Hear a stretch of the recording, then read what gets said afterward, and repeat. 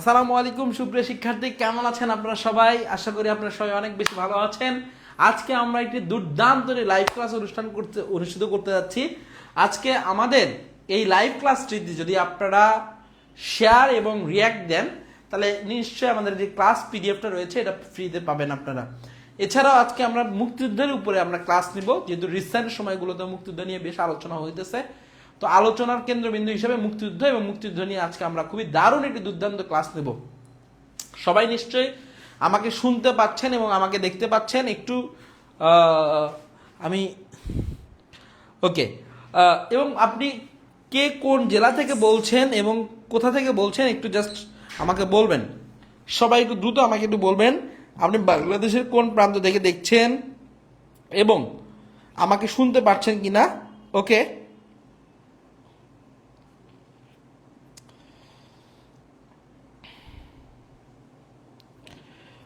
ওকে, একটু দ্রুত দ্রুত সবাই একটু শেয়ার করে ফেলেন এবং সবাই একটু কমেন্ট করে ঝটপট জানিয়ে দেন আপনি কোন জেলা থেকে আমাকে দেখছেন।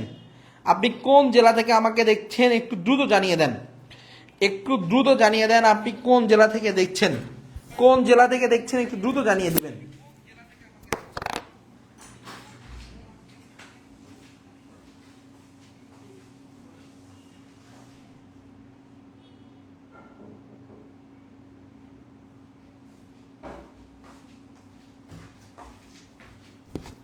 ওকে, সবাইকে অসংখ্য ধন্যবাদ। সবাই বলছেন share done, thank you so much.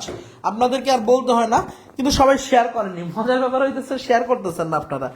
হ্যাঁ, শেয়ার করতে হবে, শেয়ার করতে হবে, শেয়ার করতে হবে। সবাইকে আমার কথা শুনতে পাচ্ছেন কিনা? শোনা যাচ্ছে?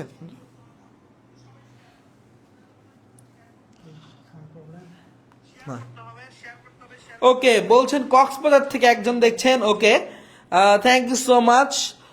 মুইজ দেখছেন, মুইজ ইসলাম। মুইজ একটু থাইকো ভাইয়া, হ্যাঁ একটু ক্লাসটা করো। ওকে, এ বলছে মাইশা রাইহান। ওকে, thank you so much. Okay, এরপরে বলছেন যে কক্সবাজার থেকে। ওকে, নাফিসা আক্তার বলছেন আসসালামু আলাইকুম স্যার। ওকে, পার্বতীপুর দিনাজপুর থেকে, তাই না? আচ্ছা, পাবনা থেকে, খুলনা থেকে। ও মাই গড, অসংখ্য, মানে আপনার বাংলাদেশের নানা জায়গা থেকে আপনারা আছেন সবাই, নিশ্চয়ই দেখতে পাচ্ছেন আমাকে। গাইবান্ধা থেকে দেখছি। ওকে, ওকে, এরপরে বলছেন যে সিরাজগঞ্জ থেকে। ওকে, ঠিক আছে, সবাই নিশ্চয়ই দেখতে পাচ্ছেন আমাকে। একটু দ্রুত করবেন আপনারা, একটু দ্রুত বলেন যে আপনারা বাংলাদেশের কোন প্রান্ত থেকে দেখছেন এবং আমার কথা আলটিমেটলি শুনতে পাচ্ছেন কিনা এবং দেখতে পাচ্ছেন কিনা। একটু দ্রুত দ্রুত কমেন্টে বলুন। আমরা আজকে একটি দুর্দান্ত লাইভ ক্লাস নিয়ে এসেছি এবং সেটি হচ্ছে আমাদের মুক্তিযুদ্ধের উপরে। ঠিক আছে, মুক্তিযুদ্ধের উপরে আমরা রিসেন্ট সময়গুলো তো সচরাচর ক্লাস নেইনি, কিন্তু আজকে কিন্তু আমরা মুক্তিযুদ্ধের উপরে একটা সুন্দর একটা ক্লাস নেব আশা করছি। এবং আপনি এই ইনফরমেশনগুলো শেখার পরে নিশ্চয়ই আপনারা কোনো পরীক্ষার সমস্যা হবে না। আশা করি কোনো পরীক্ষার সমস্যা হবে না। পটুয়াখালী, ব্রাহ্মণবাড়িয়া, ও মাই গড, ব্রাহ্মণবাড়িয়া মাই লাভ কান্ট্রি, মাই লাভ জেলা। ব্রাহ্মণবাড়িয়ার মানুষজন শুধুমাত্র মারামারি আর কাটাকাটি দিয়ে ব্যস্ত থাকে। ঠিক আছে, আমি ব্রাহ্মণবাড়িতে ক্লাস নিয়েছিলাম আর কি। আমার ব্রাহ্মণবাড়িয়ার জেলা আমার নিজের না। ওকে, রাজবাড়িতেও ক্লাস নিয়েছি গত বছর, সিলেটে নেওয়া হয়নি। ব্রাহ্মণবাড়িয়া, ওকে, গাজীপুর, চাঁদপুর। ওকে, অসংখ্য জেলা থেকে বলছেন অনেকেই। সবাইকে অসংখ্য ধন্যবাদ, সবাইকে অসংখ্য ধন্যবাদ। ওকে, নুসরাত ইয়াসমিন। আচ্ছা, ওকে, ইয়াসমিন বলছেন I am watching from Joydebpur, Gazipur তো খুব কাছেই, আমাদের ঢাকার কাছে। ওকে, বৃষ্টি বলছেন গাজীপুর থেকে, নীল আকাশের চাঁদনি। ও মাই গড, ইনি বলছেন যে দিনাজপুর থেকে। থ্যাংক ইউ সো মাচ, সবাইকে অসংখ্য ধন্যবাদ। জি স্যার, আমি দিনাজপুরের পার্বতীপুর থেকে দেখছি। অসংখ্য ধন্যবাদ। আপনারা একটু দ্রুত পরিমাণে একটু কি করবেন বলেন তো আমাকে, একটু ক্লাসে শেয়ার দিবেন এবং রিয়াকশন দিবেন। দুইটা কাজ করবেন, দুইটা কাজ করে আমরা ক্লাস শুরু করে দেব। ঠিক আছে, দুইটা কাজ করে আমরা কিন্তু ক্লাস শুরু করে দিব। দুইটা কাজ করে আপনার ক্লাস শুরু করবেন। সবাই সবার জায়গা থেকে একটু শেয়ার দিয়ে ফেলেন। সবাই সবার জায়গা থেকে একটু শেয়ার দিয়ে ফেলেন, এতবার বলতে হবে না ইনশাল্লাহ। ওকে, তাহলে আমরা আজকে কিসের উপরে ক্লাস নিচ্ছি বলেন তো?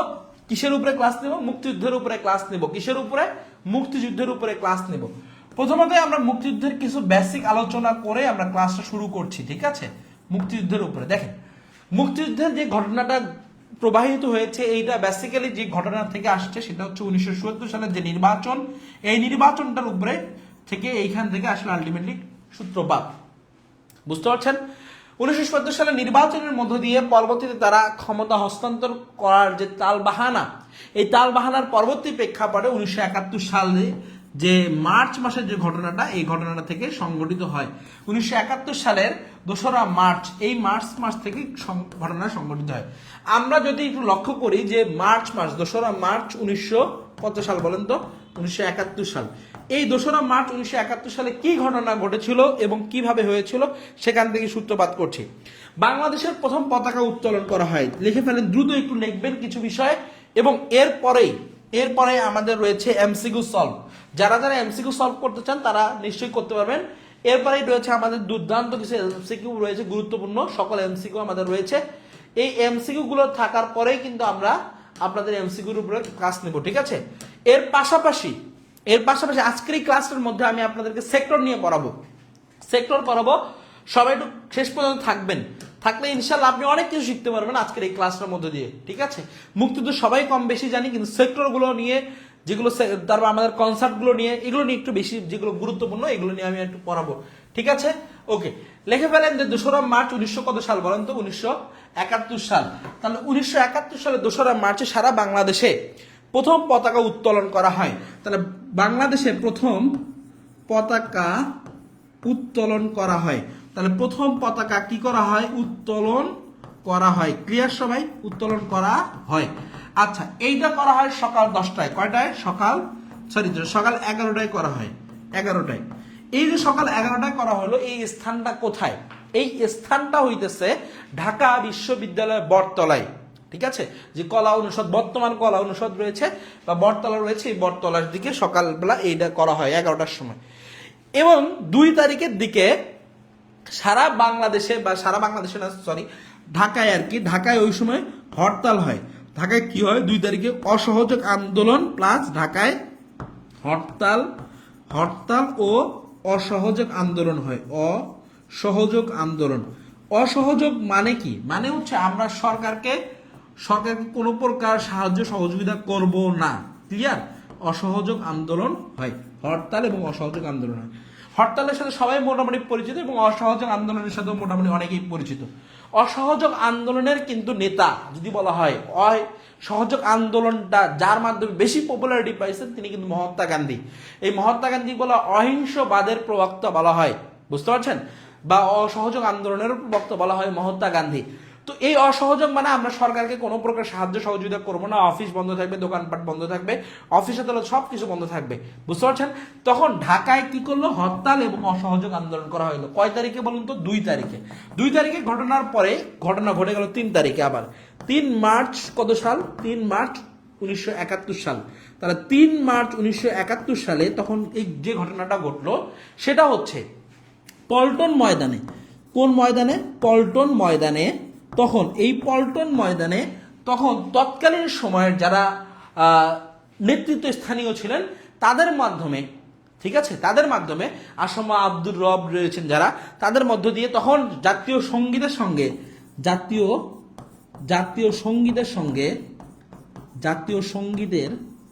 সঙ্গে জাতীয় পতাকা উত্তোলন করা হয়। জাতীয় পতাকা উত্তোলন করা হয়। তাহলে জাতীয় সঙ্গীতের সাথে কি করা হয়? উত্তোলন করা হয় বলেন তো? জাতীয় পতাকা উত্তোলন করা হয়। ক্লিয়ার সবাই? তাহলে জাতীয় পতাকা উত্তোলন করা হয়। তাহলে জাতীয় সঙ্গীতের সাথে জাতীয় পতাকা উত্তোলন করা হলো 2 তারিখে। এবং ওই দিনে শেখ মুজিবুর রহমানকে বঙ্গবন্ধু উপাধিতে ভূষিত করা হয়। বঙ্গবন্ধু না, জাতির জনক উপাধিতে ভূষিত করেন কে? আসমা আব্দুর রব। মজার ব্যাপার হইতেছে, আমি যদি বলি এটা পরীক্ষা আসবে না, কিন্তু প্রথম যেটা আসবে সেটা হচ্ছে প্রথম শহীদ হন কে, এইটা খুবই গুরুত্বপূর্ণ। তাহলে প্রথম কিন্তু শহীদ হন। তাহলে একটা লাইন পাইলাম যে পল্টন ময়দানে জাতীয় সঙ্গীতের সাথে জাতীয় পতাকা উত্তোলন করেন, তাহলে কে করলেন? ওই আসমা আব্দুর রব রাওনারা করলেন। এরপরে তখন ওই সময় তারা কি করলেন? তখন তারা বঙ্গবন্ধুকে জাতির জনক উপাধি দিলেন। এরপর 2 নম্বর যেটা হচ্ছে প্রথম শহীদ হন। দেখেন, প্রথম শহীদ হন শঙ্কু সমজদার, ঠিক আছে? তাহলে শঙ্কু সমজদার প্রথম কিন্তু কি হন বলেন তো? শহীদ হন। সবাই কিন্তু আমার কি সমজদার? হ্যাঁ, সবাই কি শুনতে পাচ্ছেন কিনা এবং আমাকে দেখতে পাচ্ছেন কিনা একটু জাস্ট জানাবেন। একটু আপনাদের আপনাদের আপনাদের পারফরমেন্সের উপরে আমরা সামনে ক্লাসগুলো নিব কি নিব না এটা একটু ডিসিশন আমাদের নিতে হচ্ছে, ঠিক আছে? আপনাদের যদি উপস্থিতি কম থাকে তো আলটিমেটলি আমাদের উপস্থিতিও কিন্তু কমে যাবে কিন্তু। আসসালামু আলাইকুম স্যার, কেমন আছেন? আরশি জান্নাত মেঘবালিকা, ওয়ালাইকুম আসসালাম, আলহামদুলিল্লাহ ভালো আছি। ওকে, ব্রাহ্মণবাড়িয়া থেকে দেখছি। ওকে, ঠিক আছে, সবাই অনেক ওকে। একটু আমাকে জাস্ট একটু কিন্তু ক্লিয়ার করতে হবে যে আপনারা ব্যাপারগুলো বুঝতেছেন কিনা। তাহলে প্রথম শহীদ হন শঙ্কু সমজদার। ক্লিয়ার সবাই? বলেন বুঝতে পারছেন কিনা? আচ্ছা, সবাই একটু আমাকে বলবেন যে আপনারা বুঝতে পারতেছেন কিনা। ওকে, এরপরের দিন ওই দিনে খুবই গুরুত্বপূর্ণ একটা লাইন, সেটা হচ্ছে স্বাধীনতার ইস্তেহার পাঠ করা হয়। কে পাঠ করেন, কারা পাঠ করেন সেটা হিসাব আলাদা, কিন্তু স্বাধীনতার ইস্তেহার পাঠ করা হয় পল্টন ময়দানে। বুঝতে পারছেন? খুবই গুরুত্বপূর্ণ। তাহলে লিখে ফেলেন তার 3 নম্বর লাইনটা, স্বাধীনতার ইস্তেহার ইস্তেহার পাঠ করা হয়, পাঠ করা হয়, ঠিক আছে? তাহলে কোথায় করা হয়? পল্টন ময়দান। তাহলে স্বাধীনতার ইস্তেহার পাঠ করা হয় পল্টন ময়দান। তা 2 তারিখ গেল এবং 3 তারিখ গেল। এরপরের দিন কয় তারিখ? এরপরের দিন 7 তারিখ, 7 মার্চ। সেটা সবাই জানেন, কম বেশি আমার থেকে বেশি আপনারা জানেন। 7 মার্চের বর্তমান প্রেক্ষাপটে এটা আসলে আলটিমেটলি একটু লাগবে না, কারণ রিসেন্ট সময় আবারও জাতীয় সংসদে ওনারা বলে দিয়েছেন যে 7 মার্চের ভাষণটা নাকি রাখবেন না। বুঝতে পারছেন? তাহলে যেহেতু রাখবেন না, এই জন্য আমরা 7 মার্চের ভাষণটাকে একটু স্কিপ করি। ওকে, সবাই কি বুঝতে পারছেন আমার কথাটা? ওকে, সবাই একটু কমেন্ট করে জানান তো আপনারা বুঝতেছেন কিনা। সবাই একটু কমেন্ট করে জানাবেন, সবাই একটু কমেন্ট করে জানান তো বুঝতেছেন কিনা। ওকে, আচ্ছা, তাহলে 7 মার্চে কি করছেন? বঙ্গবন্ধু শেখ মুজিবুর রহমান তার ঐতিহাসিক ভাষণ রেসকোর্স ময়দানে প্রদান করেছিলেন, এবং এই রেসকোর্স ময়দানে যে 7 মার্চের ভাষণটা দিয়েছিলেন, এই ভাষণটাকেই বলা হয় মুক্তির সনদ বলা হয়, তাই না? তাহলে মুক্তির সনদ বা ম্যাগনা কার্টা যার সাথে তুলনা করা হয়েছিল, এই 7 মার্চের ভাষণটার সাথে আমাদের ম্যাগনা কার্টার সাথে তুলনা করা হয়েছিল। ম্যাগনা কার্টা কি এটা আপনারা জানেন, যে ব্রিটিশ শাসনের প্রথম বাইবেল বলা হয়। ওকে, যাই হোক, ওটা যেহেতু লাগবে না, ওটা আমরা স্কিপ করি। এরপরে যদি আমরা তারিখ একটা যাই, খুবই গুরুত্বপূর্ণ তারিখ, সেটা হচ্ছে 19 মার্চ। তাহলে 1900 কত সাল? 71 সাল। 19 মার্চ 1971 সালে কি ঘটনা ঘটেছিল? 19 মার্চ 1971 সালে গাজীপুরের জয়দেবপুরে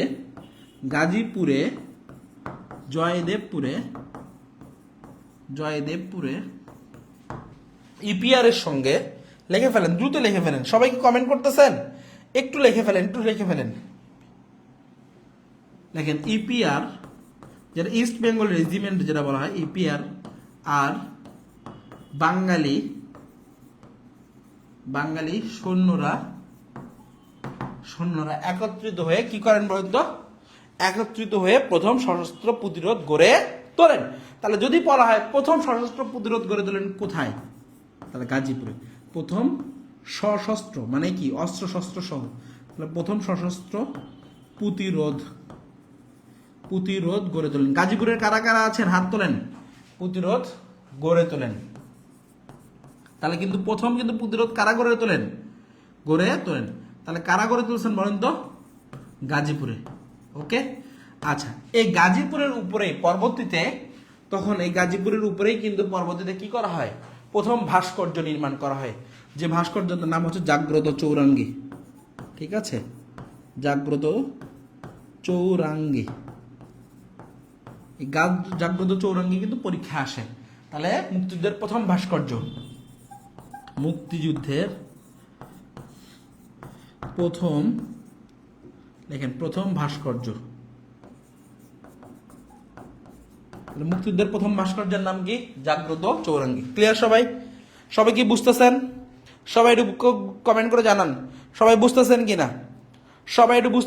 একটু আমাকে বলবেন সবাই দ্রুত। ওকে, তাহলে ওকে, এরপরে দেখেন আমরা কি পাইলাম? 19 মার্চ পাইলাম।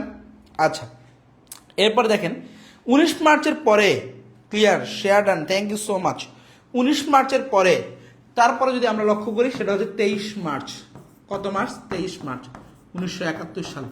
23 মার্চ 1971 সালে যে ঘটনাটা ঘটে, সারা বাংলাদেশে তখন জাতীয় পাকিস্তানিদের পতাকা ছিল, পাকিস্তানি যারা ছিলেন ওনাদের পতাকা দিবস ছিল, বা ওনাদের পতাকা উত্তোলনের দিবস ছিল।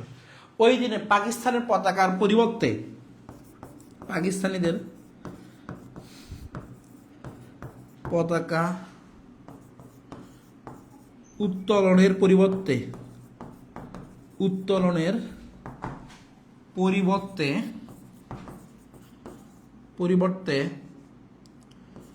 উত্তোলনের পরিবর্তে সারা বাংলাদেশে, সারা বাংলাদেশ বলতে তৎকালীন সময় সারা পূর্ব পাকিস্তানে আর কি, ঠিক আছে, সারা পূর্ব পাকিস্তানে অফিস আদালত সহ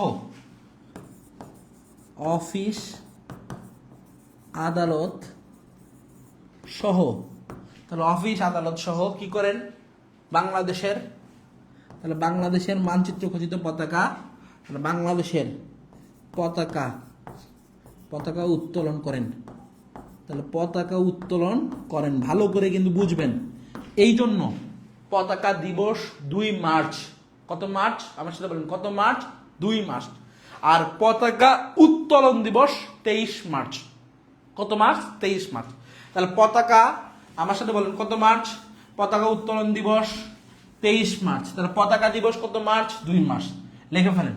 তাহলে পতাকা দিবস 2রা মার্চ। আর পতাকা উত্তোলন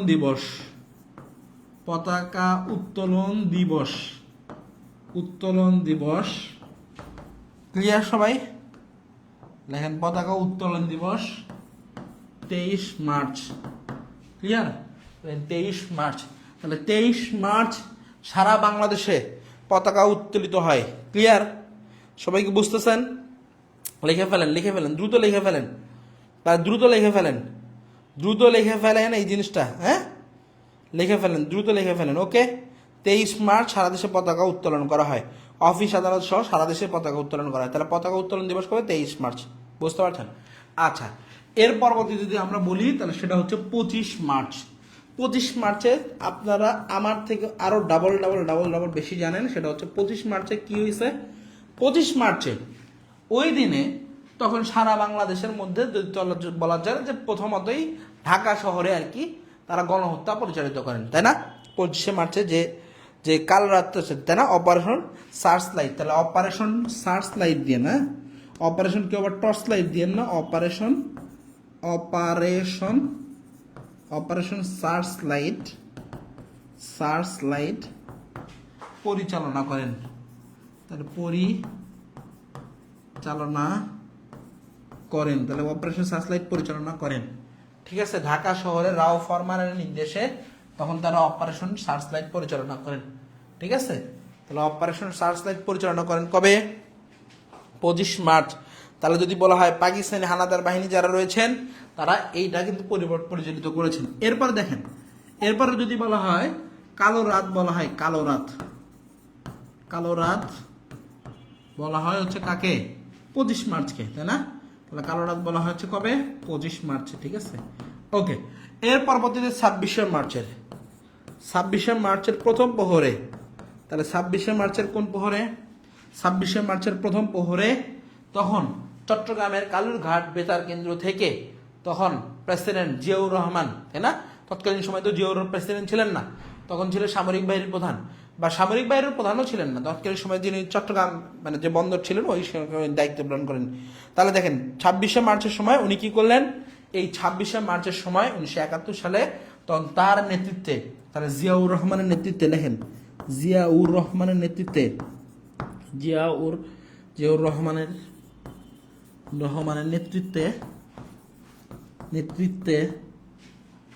স্বাধীনতার ঘোষণা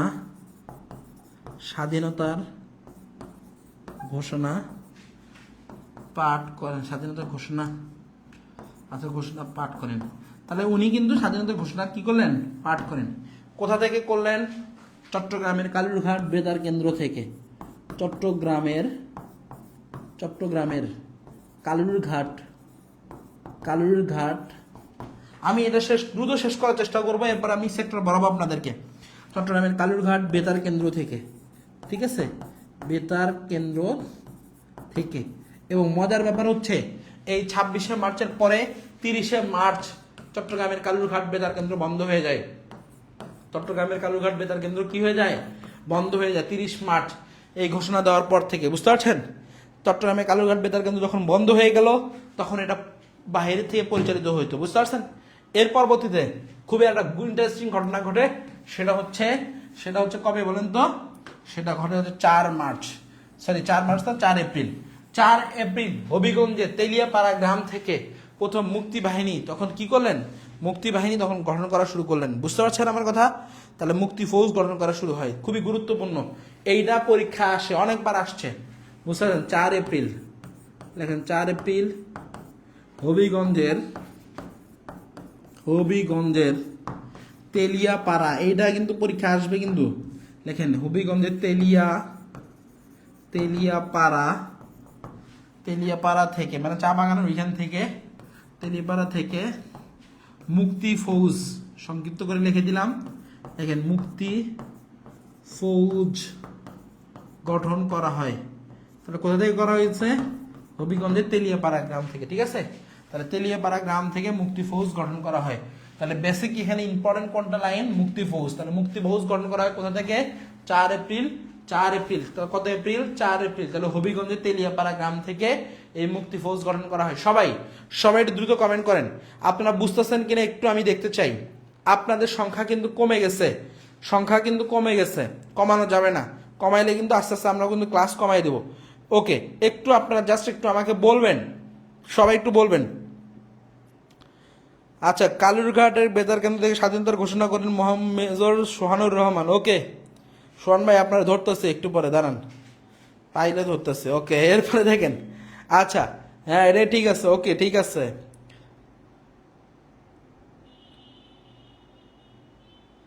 ওকে, এরপরে দেখেন, তাহলে আমরা 4 এপ্রিল পাইলাম। এরপরে আরো দুইটা তারিখ আছে, সে দুটা তারিখ না পড়লেও বেশি একটা গুরুত্বপূর্ণ নয়। সেটা হচ্ছে 10 এপ্রিল। তাহলে 10 এপ্রিল কি গঠন করা হয়েছিল? মুজিবনগর সরকার গঠন করা হয়। তাহলে 10 এপ্রিল মুজিবনগর, তাহলে মুজিবনগর সরকার, তাহলে 10 এপ্রিল মুজিবনগর সরকার গঠন করা হয়। তাহলে 10 এপ্রিল মুজিবনগর সরকার গঠন করা হয়। এরপরে 17 এপ্রিল কি করা হয়? এটা বিস্তারিত আর করলাম না, ঠিক আছে? কারণ বিস্তারিত এখন আর লাগবে না, আগে লাগতো, এখন লাগবে না। দেখেন এরপরে কি করা হয়? মুজিবনগর সরকার গঠন করা হয়, মুজিবনগর সরকারের শপথ বাক্য পাঠ করা হয়। তাহলে শপথ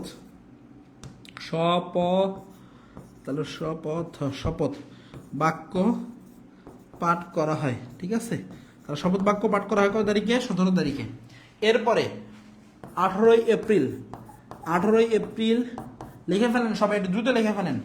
18 এপ্রিল, তাহলে এখানে যদি পরীক্ষা, এটা গুরুত্বপূর্ণ আছে, 18 এপ্রিল এই যে প্রথম বিদেশি মিশন, ঠিক আছে, কলকাতা মিশন নামে এম আর হোসেন আলী ইনি প্রথম পতাকা উত্তোলন করেন। তাহলে কলকাতা মিশন নামে লেখেন প্রথম বিদেশি মিশন হিসাবে, তাহলে প্রথম বিদেশি মিশন হিসাবে, তাহলে লেখেন প্রথম বিদেশি মিশন হিসাবে মানে কলকাতা মিশন। তাহলে কলকাতা মিশন, তাহলে অস্থায়ী যেটা বলা হয় আর কি, হ্যাঁ, তাহলে Kolkata mission M R Hossain Ali লিখছেন। দেখেন আর হোসেন আলীর নেতৃত্বে এটা কি করা হয়? এটা পতাকা উত্তোলন করা হয়। তাহলে আর হোসেন আলী কর্তৃক পতাকা উত্তোলন করা হয়, ঠিক আছে? তাহলে পতাকা উত্তোলন করা হয় কত তারিখে? 18 এপ্রিল। তাহলে এটা কাজ করা হয়, ক্লিয়ার? খুবই পরীক্ষায় গুরুত্বপূর্ণ যে বিদেশি মিশন কত তারিখে হয়। আচ্ছা, তাহলে বিদেশি মিশন কত তারিখে হয়? 18 এপ্রিল। তাহলে বিদেশি মিশন কত তারিখে হয়? 18 এপ্রিল। এরপরে লিখে ফেলেন। এরপরে লিখবেন হচ্ছে, এরপরে যদি বলি যে কোনটা লিখবেন, এরপরে লিখবেন হচ্ছে 1 আগস্ট। তাহলে 1 আগস্ট যেটা ঘটনা ঘটে সেটা কি বলেন তো? 1971 সাল। বলেন তো, কেউ বলতে পারবেন? 1 আগস্ট যুক্তরাষ্ট্রের ম্যাডিসন স্কোয়ারে, তাহলে যুক্তরাষ্ট্রের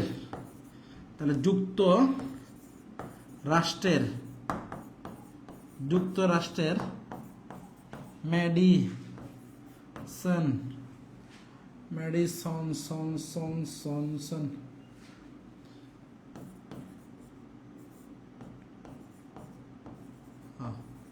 ম্যাডিসন স্কোয়ারে জর্জ হ্যারিসন কর্তৃক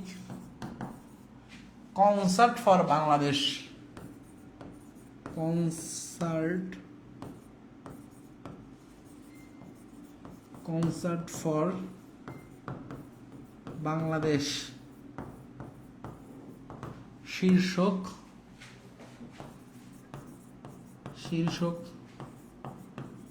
অনুষ্ঠান আয়োজন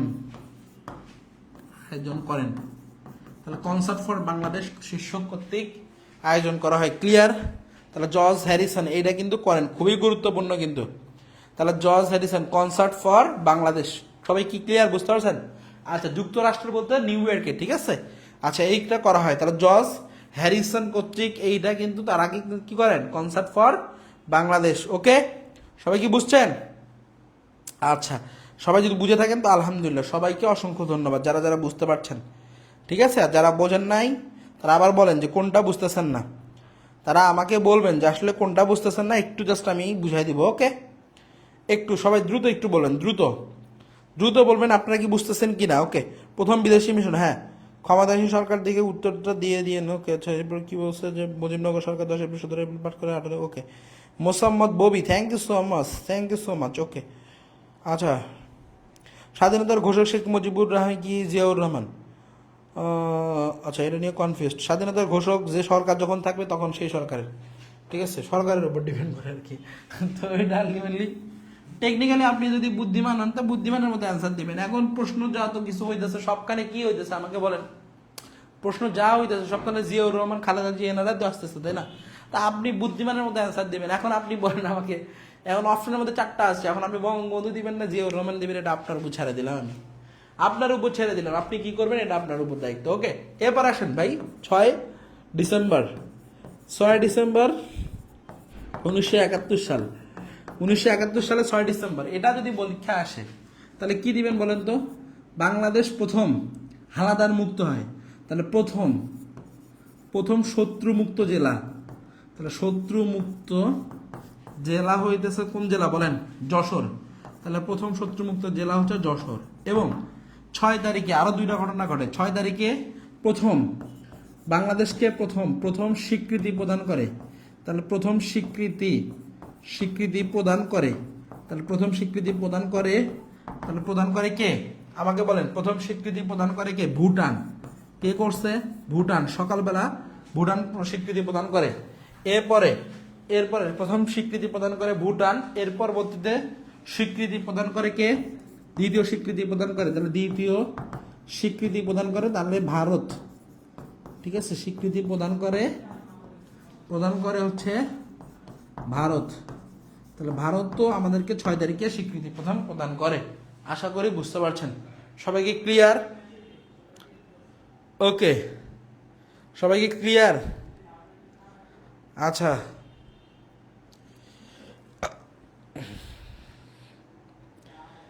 একজন বলছেন আচ্ছা সময় উপযোগী ব্যাখ্যা, অভিমানিমন, thank you so much. Mujibnagar সরকারকে শপথ বাক্য পাঠ করেন কে? অধ্যাপক ইউসুফ আলী।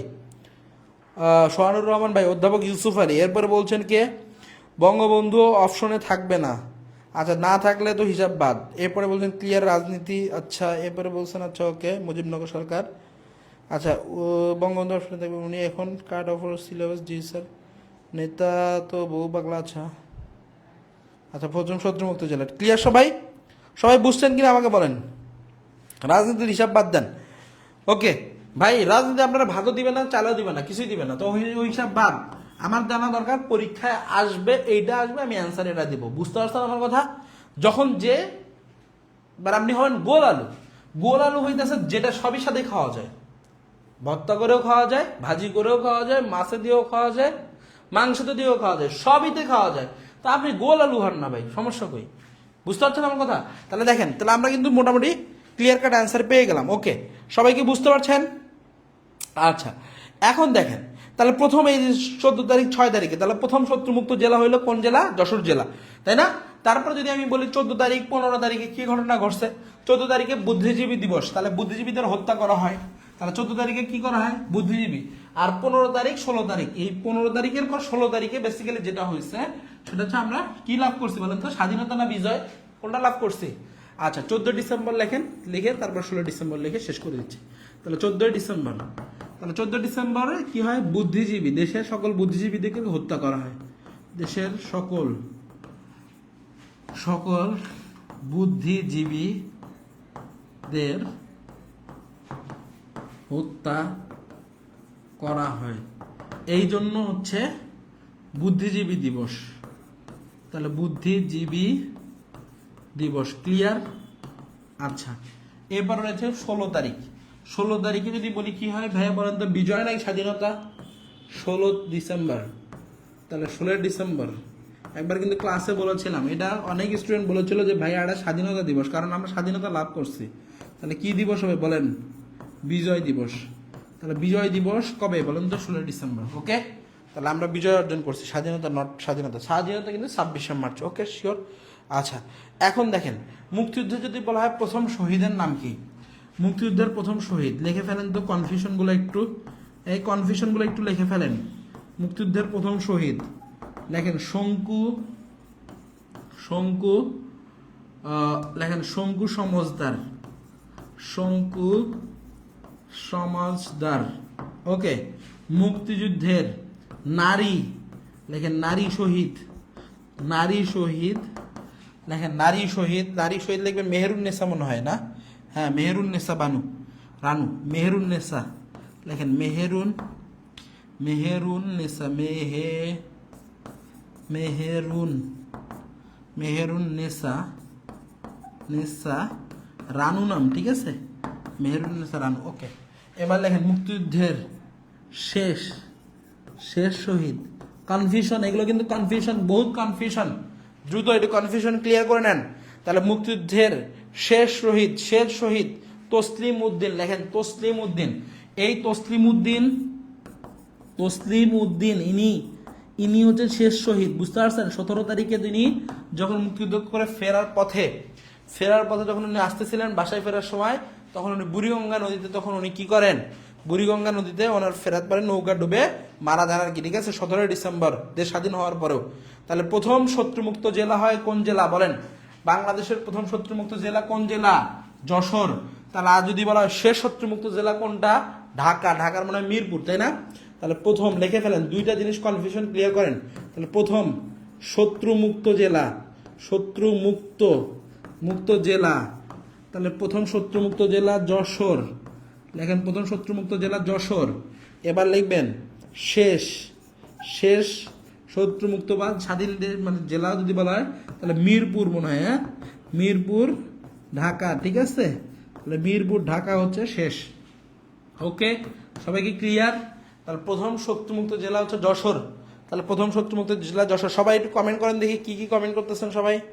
ওকে, আচ্ছা শঙ্কু সমজদার প্রথম নারী হচ্ছে মেহেরুন্নেসা। ওকে, আচ্ছা এরপরে আছেন কি? ওকে, ফ্রি ক্লাস কয় নাম্বার এটা? আচ্ছা নাম্বারটা তো ভুলে গেছি আমি, জানি না কত নাম্বার ক্লাস, দেখতে হবে আর কি, থাম্বনেলে দেখা যাবে এটা। ওকে, এখানে লেখা নেই আর কি। অনেকগুলো ক্লাস হইতেছে আমার, প্রতিদিনই হয় মোটামুটি। ওকে, আচ্ছা এবার দেখেন প্রথম জেলা, হ্যাঁ দ্বিতীয় জেলা মিরপুর ঢাকা। ওকে, ক্লিয়ার সবাই ক্লিয়ার? আচ্ছা এখন আমি একটা যে কাজটা করবো সেটা হইতেছে একটু এইটার উপরেই যে 2-4টা যে এমসিকিউ পাবো এই এমসিকিউগুলো একটু সলভ করা, তারপর আপনাদেরকে আমি যেটা পড়াবো সেটা হচ্ছে কি পড়াবো বলেন তো আমাকে? কি পড়াবো আজকে? হ্যাঁ বলতে হবে সবাইকে, কি পড়াবো হচ্ছে আজকে আমরা হচ্ছে সেক্টর, কমান্ডারদের নাম এবং সেক্টর দিলে সবগুলো ধরে ধরে পড়াবো। এবং জাস্ট আপনি খালি তাকায় থাকবেন, আপনার খালি মুখস্থ হবে, আর কিচ্ছু করতে হবে না। তাকায় থাকবেন আর কি হবে? মুখস্থ হবে, জাস্ট তাকান। তাহলে বলেন বাংলাদেশের মুক্তিযুদ্ধের প্রথম শত্রুমুক্ত জেলার নাম কি? বাংলাদেশের মুক্তিযুদ্ধের প্রথম শত্রুমুক্ত জেলা ফরিদপুর। বলেন ফরিদপুর হবে কিনা? দ্রুত ধাম অ্যান্সার হবে, খালি দেখার সাথে অ্যান্সার হবে। কি হবে? ফরিদপুর, কুষ্টিয়া, যশোর, রাঙ্গামাটি। অ্যান্সার বলেন কোনটা হবে? অ্যান্সার বলতে হবে সবাইকে, সবাই একটু অ্যান্সার করবেন, সবাই যে জায়গা থেকে আসেন সবার জায়গা থেকে সবাই ধুমধম করে অ্যান্সার করেন সবাই। ওকে, তাহলে প্রথম শত্রুমুক্ত জেলার নাম কি বলেন? প্রথম শত্রুমুক্ত জেলা, প্রথম শত্রুমুক্ত জেলা, প্রথম লাস্ট কোনটা সেটা আপনারাই ভালো জানেন। লাস্ট হইতেছে মিরপুর, ঢাকা। তাহলে প্রথমটার নাম কি হবে ভাইয়া? বলতে হবে সবাইকে, বলতে হবে সবাইকে। হ্যাঁ, সেক্টর পড়াবো, সেক্টর পড়াবো ইনশাল্লাহ, সেক্টর পড়াবো, কোনো সমস্যা নেই। ওকে, আচ্ছা মেঘলা মণি বলছেন, সাদিয়া আফরিন বলছেন মেঘলা মণি, থ্যাংক ইউ সো মাচ। আচ্ছা এরপরে আসেন, এরপরে যদি আমি বলি সেটা হইতেছে ওকে, এরপরে আমরা যদি লক্ষ্য করি, ওকে সবাই বলছেন তামান্না, কণা, মাধবী লতা, নাফিসা, আচ্ছা এরপর বলছে Orthi Das, okay, Nila Sultana, thank you so much, Monira Sultana, Muntaha Moon, Kaniz Fatema, Abdul Momin, আচ্ছা শ্রাবণী এ বলছেন, কামরুনান Rimu, thank you so much, সবাইকে অসংখ্য ধন্যবাদ। এটা পেয়েছেন অ্যান্সার কি? যশোর। এরপর আসেন ব্যাখ্যায় আর না গেলাম। স্বাধীন বাংলাদেশের বেতার কেন্দ্রের জনপ্রিয় একটা অনুষ্ঠান ছিল, তার নাম হচ্ছে চরমপত্র। নাম কি? চরমপত্র না চরম পাঠ? বলতে হবে সবাইকে, নাকি সংবাদ পরিক্রমা? সবাই একটু ধুমধাম অ্যান্সার করে ফেলেন তো, এটা কি হবে? স্বাধীন বাংলাদেশের একটা জনপ্রিয় অনুষ্ঠান ছিল, স্বাধীন বাংলাদেশের একটা জনপ্রিয় অনুষ্ঠান ছিল, সেই অনুষ্ঠানটার নাম বলতে হবে, সেই নাম বলতে হবে। ওকে, আচ্ছা চট্টগ্রামের কালুরঘাট বেতার কেন্দ্র, thank you so much. Okay, আচ্ছা আচ্ছা সবাই বলবেন, সবাই দ্রুত। আচ্ছা চরমপত্র অনেকে বলছেন, অনেকে অন্য কিছু বলছেন। আচ্ছা একটু দ্রুত অ্যান্সার বলবেন। চরমপত্র অনেকে বলছেন, অনেকে বলছেন চরম পাঠ। আচ্ছা অ্যান্সার, সঠিক অ্যান্সার কোনটা হবে বলেন? এই তো সঠিক অ্যান্সার দিতে পারতেছেন না কিন্তু অনেকে, সঠিক অ্যান্সার কিন্তু অনেকেই দিতে পারতেছেন না, সঠিক অ্যান্সার দেন, অ্যান্সার করতে থাকেন। ওকে, আচ্ছা যদি আমি বলি, যদি আমি বলি ওই সময়, ওই সময় তখন কালুরঘাট বেতার কেন্দ্র বন্ধ করে দেওয়া হয়, তখন তখন চট্টগ্রামের কালুরঘাট বেতার কেন্দ্র বন্ধ করে দেওয়া হয়, তখন কলকাতার বালিগঞ্জ থেকে 25 মে, কলকাতার বালিগঞ্জ থেকে 25 মে আবারও তখন চট্টগ্রাম কালুরঘাট বেতার কেন্দ্রের কার্যক্রম অনুষ্ঠান পরিচালনা করা হয়, এবং ওই সময় ঢাকাইয়া ভাষায় সব থেকে জনপ্রিয় একটি অনুষ্ঠান হয়, তার নাম চরমপত্র। এই চরমপত্র, এই চরমপত্র, এই চরমপত্র অনুষ্ঠানের পরিকল্পনা করেন আব্দুল মান্নান। কে করেন? পরিকল্পনা করেন, পরিকল্পনা, তাহলে পরিকল্পনা, তাহলে পরিকল্পনা করেন কে? আব্দুল মান্নান। ওকে, তাহলে আব্দুল মান্নান, ক্লিয়ার সবাই? তাহলে আব্দুল মান্নান এক। 2 নাম্বার হচ্ছে এই চরমপত্রের পাঠ করেন, তাহলে চরমপত্র কি করেন? পাঠ করেন, বুঝতে পারছেন? পাঠ করেন, এই পাঠ করেন M R Akter, M R Akter মুকুল। ইনি খুবই মজার করে রসিকভাবে পাঠ করতেন, বুঝতে পারছেন? হাস্য রসাত্মক একটা ছিল এইটা। ওকে, এইটা হাস্য রসাত্মক কিন্তু একটা বেশ জনপ্রিয় অনুষ্ঠান ছিল, চরমপত্র আর জল্লাদের দরবার, বুঝতে পারছেন? এই চরমপত্র আর কি ছিল বলেন তো? জল্লাদের দরবার। তাহলে এইটার কিন্তু পাঠ করেন কে?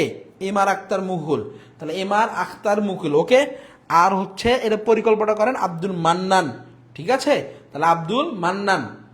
ওকে, তাহলে প্রথম ঢাকাই এই স্ক্রিপ্টে কিন্তু এটা হয়ে থাকে, এইটা হয়েছিল। আচ্ছা সবাই নিশ্চয়ই বুঝতে পারছেন আমাদের কথা ইনশাল্লাহ। ওকে, সবাই যারা যারা ক্লাস করছেন তাদেরকে অসংখ্য ধন্যবাদ, অসংখ্য ধন্যবাদ, অসংখ্য ধন্যবাদ। আচ্ছা শুধু মেয়েদের কমেন্ট পড়েন, রাশেদা সিদ্দিকা, শুধু ছেলেদের মেসেজ পড়লে এত প্রবলেম? ওরে ভাইয়া আব্দুল আহাদ ভাই মারামারি করেন, এই জোনায়েদ রকি মেয়েদের কমেন্ট পড়তে স্যারের ভালো লাগে বেড়া, মানে বেটা কমেন্ট করছিস কবে? এই ভাই কমেন্ট করছেন কয়বার আপনি? আপনি তো এই যে প্রথম, আজকে মানে জীবনে প্রথম দেখলাম আপনি কমেন্ট করতে। হ্যাঁ, ফাও খালি কথা কইতে মজা লাগে নাকি? মানে মেয়েদের কমেন্ট, এখানে ছেলে মেয়ের এখানে ডিসক্রিমিনেশন হইতেছে না? আমি মনে হয় মেয়েদের কমেন্ট পড়লে মানে আমার আলাদা একটা উত্তেজনা কাজ করে নাকি? হ্যাঁ কি ভাই এগুলা কি মেন্টালিটি? একদম লো ক্লাস, আপনার মেন্টালিটি লো ক্লাসের, বুঝতে পারছেন? আপনি যারাই কমেন্ট করছে, যার কমেন্ট যদি চোখের সামনে পড়তেছে তার কমেন্ট পড়তেছে, এটা কোনো কথা হইতে পারে? আর কমেন্ট পড়লেই কি মানে একদম পুরো জান্নাতে চলে যাইতেছেন? হ্যাঁ, মেন্টালিটি গ্রো করেন, ঠিক আছে? মেন্টালিটি গ্রো করেন, জীবন অনেক দূর যাইতে পারবেন। ওকে ভাইয়া, এইখানে একটা জিনিস মিস্টেক হয়েছে, একটু একটু সংশোধন করে দিচ্ছি। হ্যাঁ, আক্তার বানানটা আমি ওই যে মেয়েদের আক্তার বানান লিখছিলাম। হ্যাঁ, ওই যে যেমন ধরেন নাসিমা আক্তার, জরিনা আক্তার, সকিনা আক্তার, এই আক্তার লিখে দিয়েছিলাম। তাহলে ওনার নাম হচ্ছে এমআর আক্তার মুকুল, বুঝতে পারছেন? এই আক্তার হবে না। হ্যাঁ, তাহলে এই আক্তার হবে না, এখানে অ্যান্সার করতে হবে এটা। এই সোহানুর রহমান ভাই, এ ভাইয়া আপনি ছেলে না মেয়ে? সোহানুর রহমান ভাই আপনি ছেলে না মেয়ে? হ্যাঁ, আমি ওনার কমেন্ট পড়ি নাই। তারপরে এখানে আর কে, এই যে আর ভাই আমি মেয়ে তো খুঁজে পাই, সরি ছেলেই তো খুঁজে পাইতেছি না এখানে। ছেলে না পাইলে আমি করবো না কই থেকে রে ভাই? আমি কি আপনার কি কইল এটা কোনো কথা কইল এটা? এবার দেখেন 3 নাম্বার বলছে যে কে প্রথম বাংলাদেশের স্বাধীনতার ঘোষণাপত্র পাঠ করেন। ভাই আপনি কমেন্ট করেন, আপনার কমেন্ট আমি 5 বার করে করব, যারা আপনি কমেন্ট করতে থাকেন। দেখেন বাংলাদেশের প্রথম স্বাধীনতার ঘোষণাপত্র পাঠ করেন কে? স্বাধীনতার ঘোষণাপত্র ভাইয়া খুবই গুরুত্বপূর্ণ একটা লাইন, স্বাধীনতার ঘোষণাপত্র পাঠ করেন কে, এটা বলতে হবে। তাহলে বাংলাদেশের শিমলা আক্তার স্যার, পড়ার ধরনটা fantastic. Okay, thank you so much. যারা এই ধরনের কমেন্ট করে তাদেরকে আচ্ছা। এরপর বলছে আসমা, এরপর সুমি, তারপর নীলা সুলতানা, মোহাম্মদ হাসনাত ফারুক, হারায় টিকটকার ভাই, একদম মনের কথা কইছেন। আমার কমেন্ট আচ্ছা, সাথী বলছেন কি আমার কমেন্ট পড়ছেন, এবার আপনি চালায় ভেস্তে যাবেন ভাইয়া। ওকে আচ্ছা, সোহানুর রহমান ভাই আমার কমেন্ট তো পড়েন স্যার। হ্যাঁ স্যার থামেন, চালায় যান। ওকে এবার ভাইয়া বাদ দেন গা, ও কি করে করুক গা, জাহান নামে দুইটা একটা ক্লাস করতে জাহান নামে আসছে।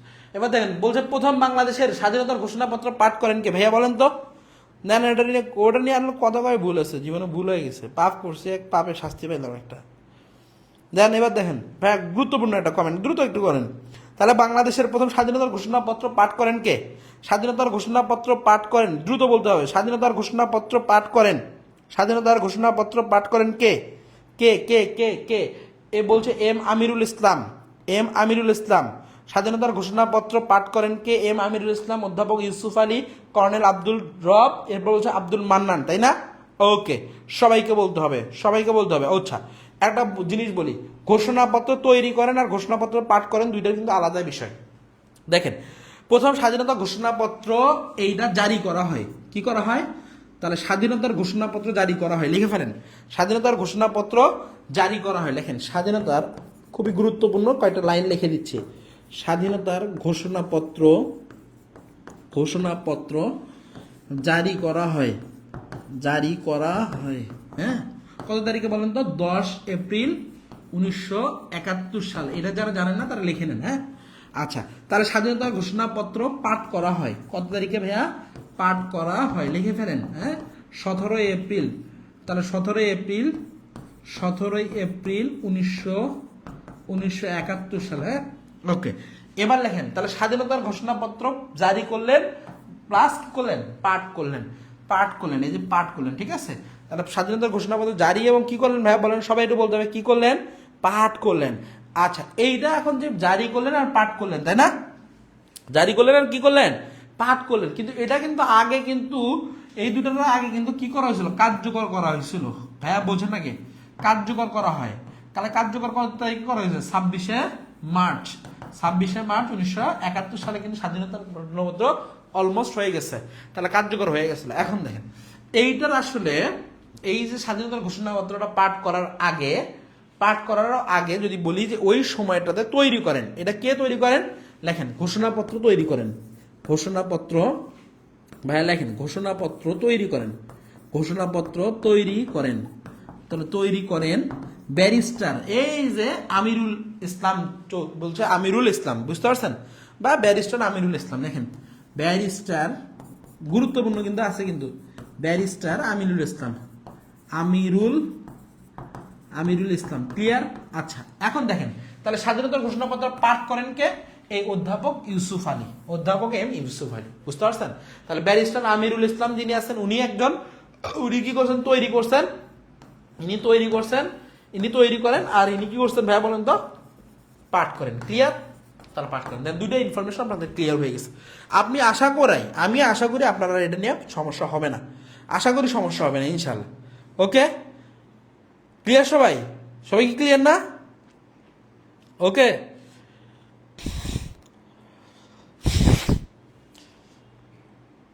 হ্যাঁ তৈরি করেন হচ্ছে ওকে এই দুটা। ওকে ঠিক আছে, পারছেন নিশ্চয় সবাই। আচ্ছা, এরপরে আমি নেক্সট কোশ্চেনে যাই। হ্যাঁ, নিচের কোন দুইটি দেশের ঘোষণাপত্র রয়েছে? ও মাই গড, খুবই ইম্পর্টেন্ট একটা ইনফরমেশন।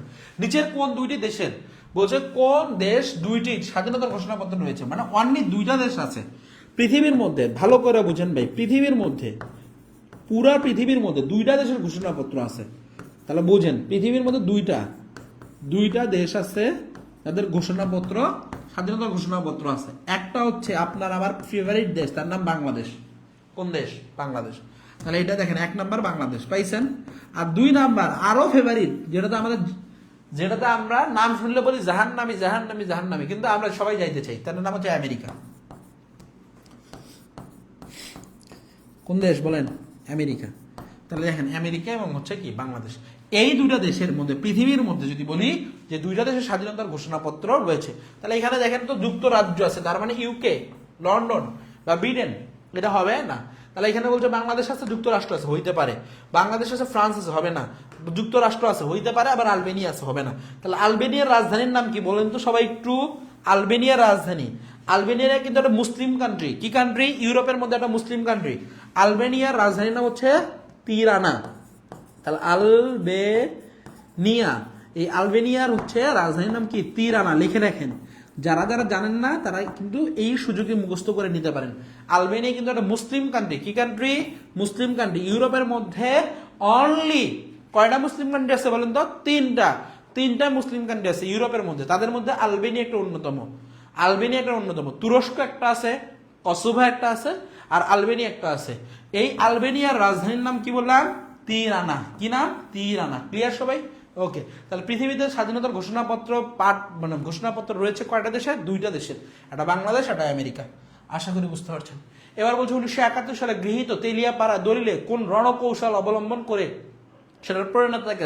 আমরা জানি যে 4 এপ্রিল, কত এপ্রিল? 4 এপ্রিল। লিখে ফেলেন দ্রুত, 4 এপ্রিল। 4 এপ্রিল 1971 সালে, কত সাল? 1971 সালে তেলিয়াপাড়া কোন জেলায়? কোন জেলা? হবিগঞ্জ জেলা। পরীক্ষা এগুলো আসবে, আর আপনি এগুলো ভুল করবেন। বলেন তো কোন জেলা? হবিগঞ্জ জেলা। ইনশাল্লাহ এগুলো পরীক্ষায় প্রশ্ন কমন পাবেন। দেখেন হবিগঞ্জে, তাহলে হবিগঞ্জে তেলিয়াপাড়ায় কোন রণকৌশল? আমরা জানি যে হবিগঞ্জে তেলিয়াপাড়ায় মুক্তি ফৌজ গঠন করা হয়েছিল। কি ফৌজ? মুক্তি ফৌজ গঠন করা হয়। ক্লিয়ার? তাহলে বলছে মুক্তি বাহিনী, পাকিস্তানি সেনা হবে না, ভারতীয় সেনা, ইন্দো বাংলাদেশ সেনা লাগবে না, ধরেন কোনোটাই নাই, তাহলে হবে কি? মুক্তি বাহিনী। তাহলে কি হবে? মুক্তি বাহিনী। বুঝতে পারছেন? ধাম করে একটু অ্যান্সার করে ফেলেন সবাই, একটু দ্রুত একটু অ্যান্সার করবেন। আপনাদের দ্রুত অ্যান্সারে আমাকে অনুপ্রাণিত করবে এবং আমি সামনে আরো যাইতে পারবো। ক্লিয়ার সবাই? সবাই কি বুঝতে পারছেন? প্রতিদিন কি ক্লাস নেওয়া হয়? হ্যাঁ, প্রতিদিন নেই, আমরা প্রতিদিনে নেই, কিন্তু আপনাদের যদি অ্যাটেন্ডেন্স কম থাকে আমরা তখন থেকে বন্ধ করে দেবো ইনশাআল্লাহ। এবার দেখেন, বলছে কি মুক্তি বাহিনীর ওয়ার স্ট্র্যাটেজি, মানে যেটা হচ্ছে মানে যুদ্ধ পরিকল্পনা, এই পরিকল্পনার নামে কি নামে পরিচিত? তেলিয়াপাড়া স্ট্র্যাটেজি নামে পরিচিত, বাঘাইছড়ি, মুজিবনগর, নাকি আগরতলা? এখন বলতে হবে ভাই, আগরতলা তো হয় এখানে নাই, তাহলে আগরতলা কত সালে? 1969 সালে। তাহলে মুক্তি বাহিনী। এবার বলছে মুজিবনগর সরকার হইতে পারে, বলেন হইতে পারে কিনা? আচ্ছা, এবি রহমান, অনেক সুন্দর ক্লাস, ভালো লাগলো, থ্যাংক ইউ সো মাচ ভাই, থ্যাংক ইউ সো মাচ। আচ্ছা, এবার বলতে হবে সবাইকে একটু বলতে হবে। আচ্ছা, রেদওয়ানুল ইসলাম বলছে এই ক্লাস কি ইউটিউবে পাওয়া যাবে? অবশ্যই। আপনি এইখানে দেখেন ভাইয়া, কি বলছি ভাইয়া, জাতীয়তে আপনার ক্লাস করেছি আমি। Thank you so much Redwanul. Okay, দেখা হবে ইনশাল্লাহ তোমার সাথে। দেখো এখানে এই যে বিজয়যাত্রা আছে না, ইউটিউব পেজের মধ্যে তুমি ইউটিউবে যাবা, যা দেখবা ওখানে আমাদের সব ক্লাস আছে। বুঝতে পারছো? সব ক্লাস আছে, ইনশাল্লাহ পাবা। আচ্ছা, রেদওয়ানুল ইসলাম বলছে এই ক্লাস কি ইউটিউবে পাওয়া যাবে? হ্যাঁ, পাওয়া যাবে, ইনশাল্লাহ পাবা। ওকে, আচ্ছা এবার আসো, আমরা কি বলছি? ওয়ার মানে মুক্তিযুদ্ধের যেটা আর কি পরিকল্পনা। তাহলে মুক্তি বাহিনী হবে নাকি মুজিবনগর হবে ভাইয়া, বলো তো? এই তেলিয়াপাড়াটা বলেন তো একটু সবাই। তেলিয়াপাড়া, আচ্ছা এটা কোন ওয়ার? তাহলে মুক্তি বাহিনী। ওরে বাবুরা, মুক্তি বাহিনী গঠন করা হয়েছে কবে বলেন তো? 4 তারিখে, 4 এপ্রিল। তাহলে 4 এপ্রিল যদি গঠন করা হয়, তাহলে এটা হচ্ছে ওই যে মুক্তি ফৌজ, তাহলে মুক্তি ফৌজ, দ্যাট মিনস তেলিয়াপাড়া। বুঝতে পারছেন? তাহলে তেলিয়াপাড়া, এখানে কোনো মুজিবনগর সরকারের হয়নি, তাহলে এটা হচ্ছে তেলিয়াপাড়া স্ট্র্যাটেজি হয়েছে। ক্লিয়ার সবাই? তাহলে মুক্তি ফৌজ মুক্তি বাহিনী যেটা হবে সেটা হচ্ছে তেলিয়াপাড়াতে হবে। ওকে, সবাই কি বুঝতে পারছেন? সবাই কি বুঝছেন? তাহলে তেলিয়াপাড়া হবে। ওকে, এরপর যান, এরপর আসেন 6 নাম্বার বা 7 নাম্বার। মুক্তিযুদ্ধের সর্বাধিনায়ক বলা হয়, তাহলে সর্বাধিনায়ক। ভাই যদি বলা হয় মুক্তিযুদ্ধের সর্বাধিনায়ককে, তাহলে তো বঙ্গবন্ধু। যদি বলা হয় মুক্তিযুদ্ধের সর্বাধিনায়ককে, জিয়াউর রহমান, একে খন্দকার, আব্দুর রব, খালেদ মোশাররফ। সবাই একটু দ্রুত অ্যান্সার করেন, সবাই অ্যান্সার করবেন, আমি একটু সবার একটু কমেন্ট করে দেখবো ইনশাল্লাহ। সবাই সবাই সবাই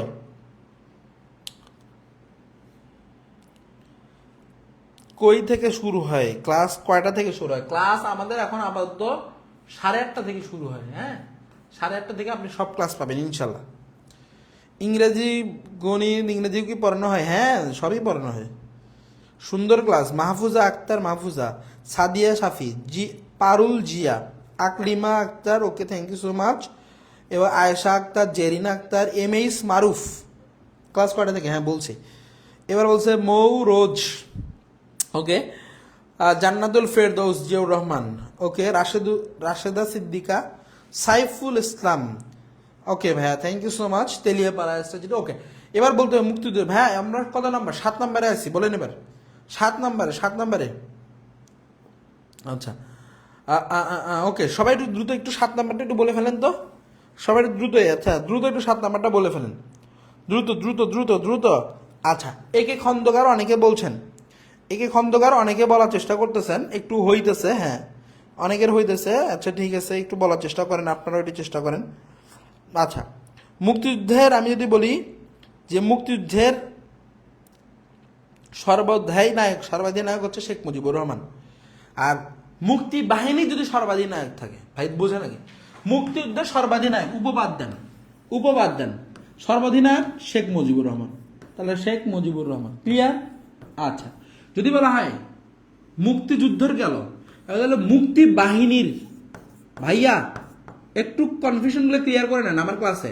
মুক্তি বাহিনী, তাহলে বাহিনীর যদি বলা হয় তাহলে এমএজি ওসমানী। কি হবে?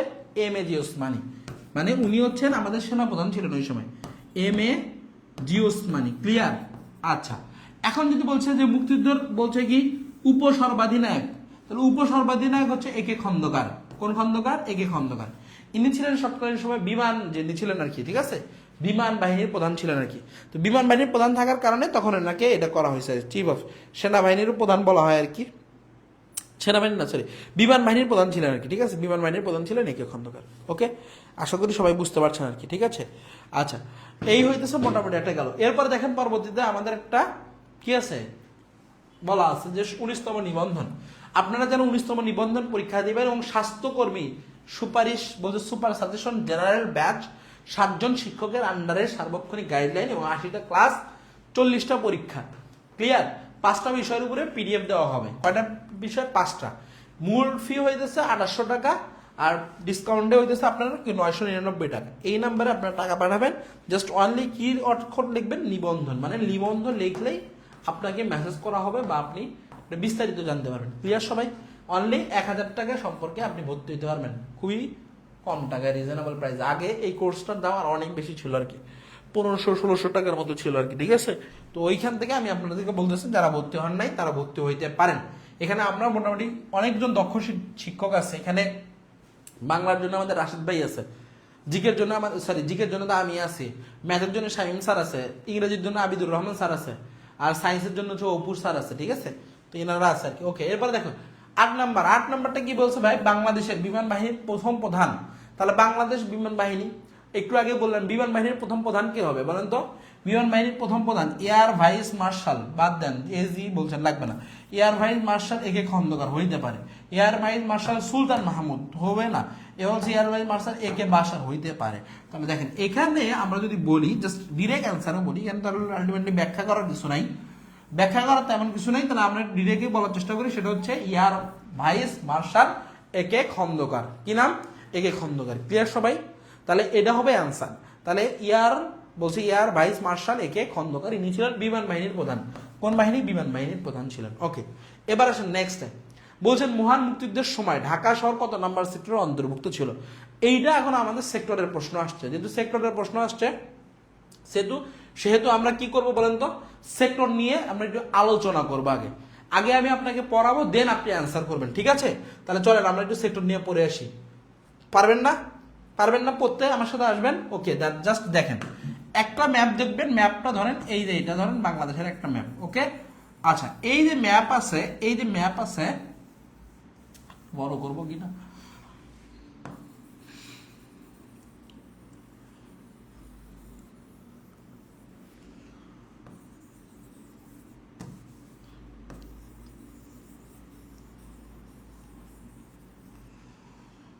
ওকে দেখেন ভাইয়া, এই ধরেন এটা একটা বাংলাদেশের ম্যাপ, মানে নেন আর কি, কষ্ট করে হলেও একটু মেনে নেন, আপনারা জানি মানতে একটু কষ্ট হইতেছে আপনাদের। আচ্ছা একটু ধরেন কষ্ট করে মেনে নেন, এইটা বাংলাদেশের ম্যাপ। এই বাংলাদেশের ম্যাপের জাস্ট আপনি এখান থেকে শুরু, এইখান পর্যন্ত শেষ, খেলা শেষ। এটা 1 2 3, এই পাশে 3 4 5 6, মানে এখান থেকে আপনি 1 থেকে এখানে 1 আর এখানে 5, তার মানে 1 2 3 4 5, এখানে 6 আর এখানে 10, তাহলে দেখেন 6 7 8 9 10, আর এখানে হচ্ছে 11। ওকে, শেষ, খেলা শেষ।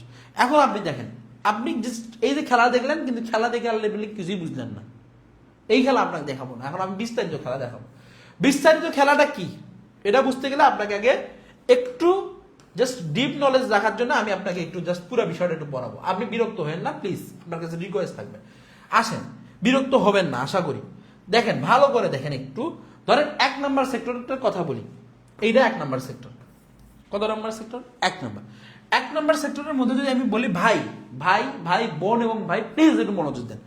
এই জায়গাটা যতটুকুই মনে রাখবেন, আজকে থেকে মনে রাখেন। আপনি জীবনে ম্যাপ দেখেন না, কিছু বোঝেন না, কিছু জানেন না, খালি মনে রাখবেন এই জায়গাতে চট্টগ্রাম, বলেন না কোন গ্রাম? চট্টগ্রাম। এরপর আছেন পার্বত্য চট্টগ্রাম। পার্বত্য চট্টগ্রামের জেলা কয়টা বলেন তো? 3টা, রাঙ্গামাটি, খাগড়াছড়ি, বান্দরবান। ক্লিয়ার? বুঝছেন আমার কথাটা? শেষ, খেলা শেষ। তাহলে চট্টগ্রাম, পার্বত্য চট্টগ্রাম। তাহলে পার্বত্য চট্টগ্রামের জেলা কয়টা? 3টা। মনে রাখার উপায় কি? খাবার। মনে রাখার উপায় কি? খাবার। খাবার মানে কি? খাবার মানে হচ্ছে খাতে খাগড়াছড়ি, বাতে বান্দরবান, রতে রাঙ্গামাটি। তাহলে খা সমান সমান হচ্ছে খাগড়াছড়ি, ক্লিয়ার? বাহা সমান সমান হচ্ছে বান্দরবান, আর র সমান সমান হচ্ছে রাঙ্গামাটি। ওকে, তাহলে খাগড়াছড়ি, বান্দরবান, রাঙ্গামাটি, এই 3টা হচ্ছে জেলা। এই 3টা জেলা প্লাস আমাদের চট্টগ্রাম জেলা। এই জেলাগুলোকে নিয়ে, কোন জেলাগুলোকে নিয়ে? এই জেলাগুলোকে নিয়ে তখন এছাড়াও ফেনী নদী, নিশ্চয়ই নাম শুনেছেন, ফেনী নদীর কিছু অংশ। কোন নদী? ফেনী নদী। ফেনী নদীর কিছু অংশ জুড়ে এই আমাদের 1 নম্বর সেক্টর গড়ে উঠেছে। বলেন না কয় নাম্বার সেক্টর? সবাই বলেন কয় নাম্বার সেক্টর? 1 নম্বর সেক্টর। সবাই বলেন কয় নাম্বার? 1 নম্বর। তাহলে 1 নম্বর সেক্টর আমি মুখস্থ হয়ে গেছে কিনা বলেন? চট্টগ্রাম ভাই, পার্বত্য চট্টগ্রাম, আর ভাই ফেনী নদী। ভাই কোন নদী? ফেনী নদী। তাহলে ভাই চট্টগ্রাম, পার্বত্য চট্টগ্রাম আর ফেনী নদী। তাহলে ভাই পার্বত্য চট্টগ্রামের জেলা কয়টা ভাই? 3টা ভাই, রাঙ্গামাটি, খাগড়াছড়ি, বান্দরবান। বাংলাদেশের আয়তনে সব থেকে বৃহত্তম জেলার নাম কি বলেন? নাম কি? রাঙ্গামাটি। তাহলে বাংলাদেশের বৃহত্তম জেলার নাম কি? রাঙ্গামাটি। তাহলে বাংলাদেশের আয়তনে বৃহত্তম জেলার নাম কি? রাঙ্গামাটি।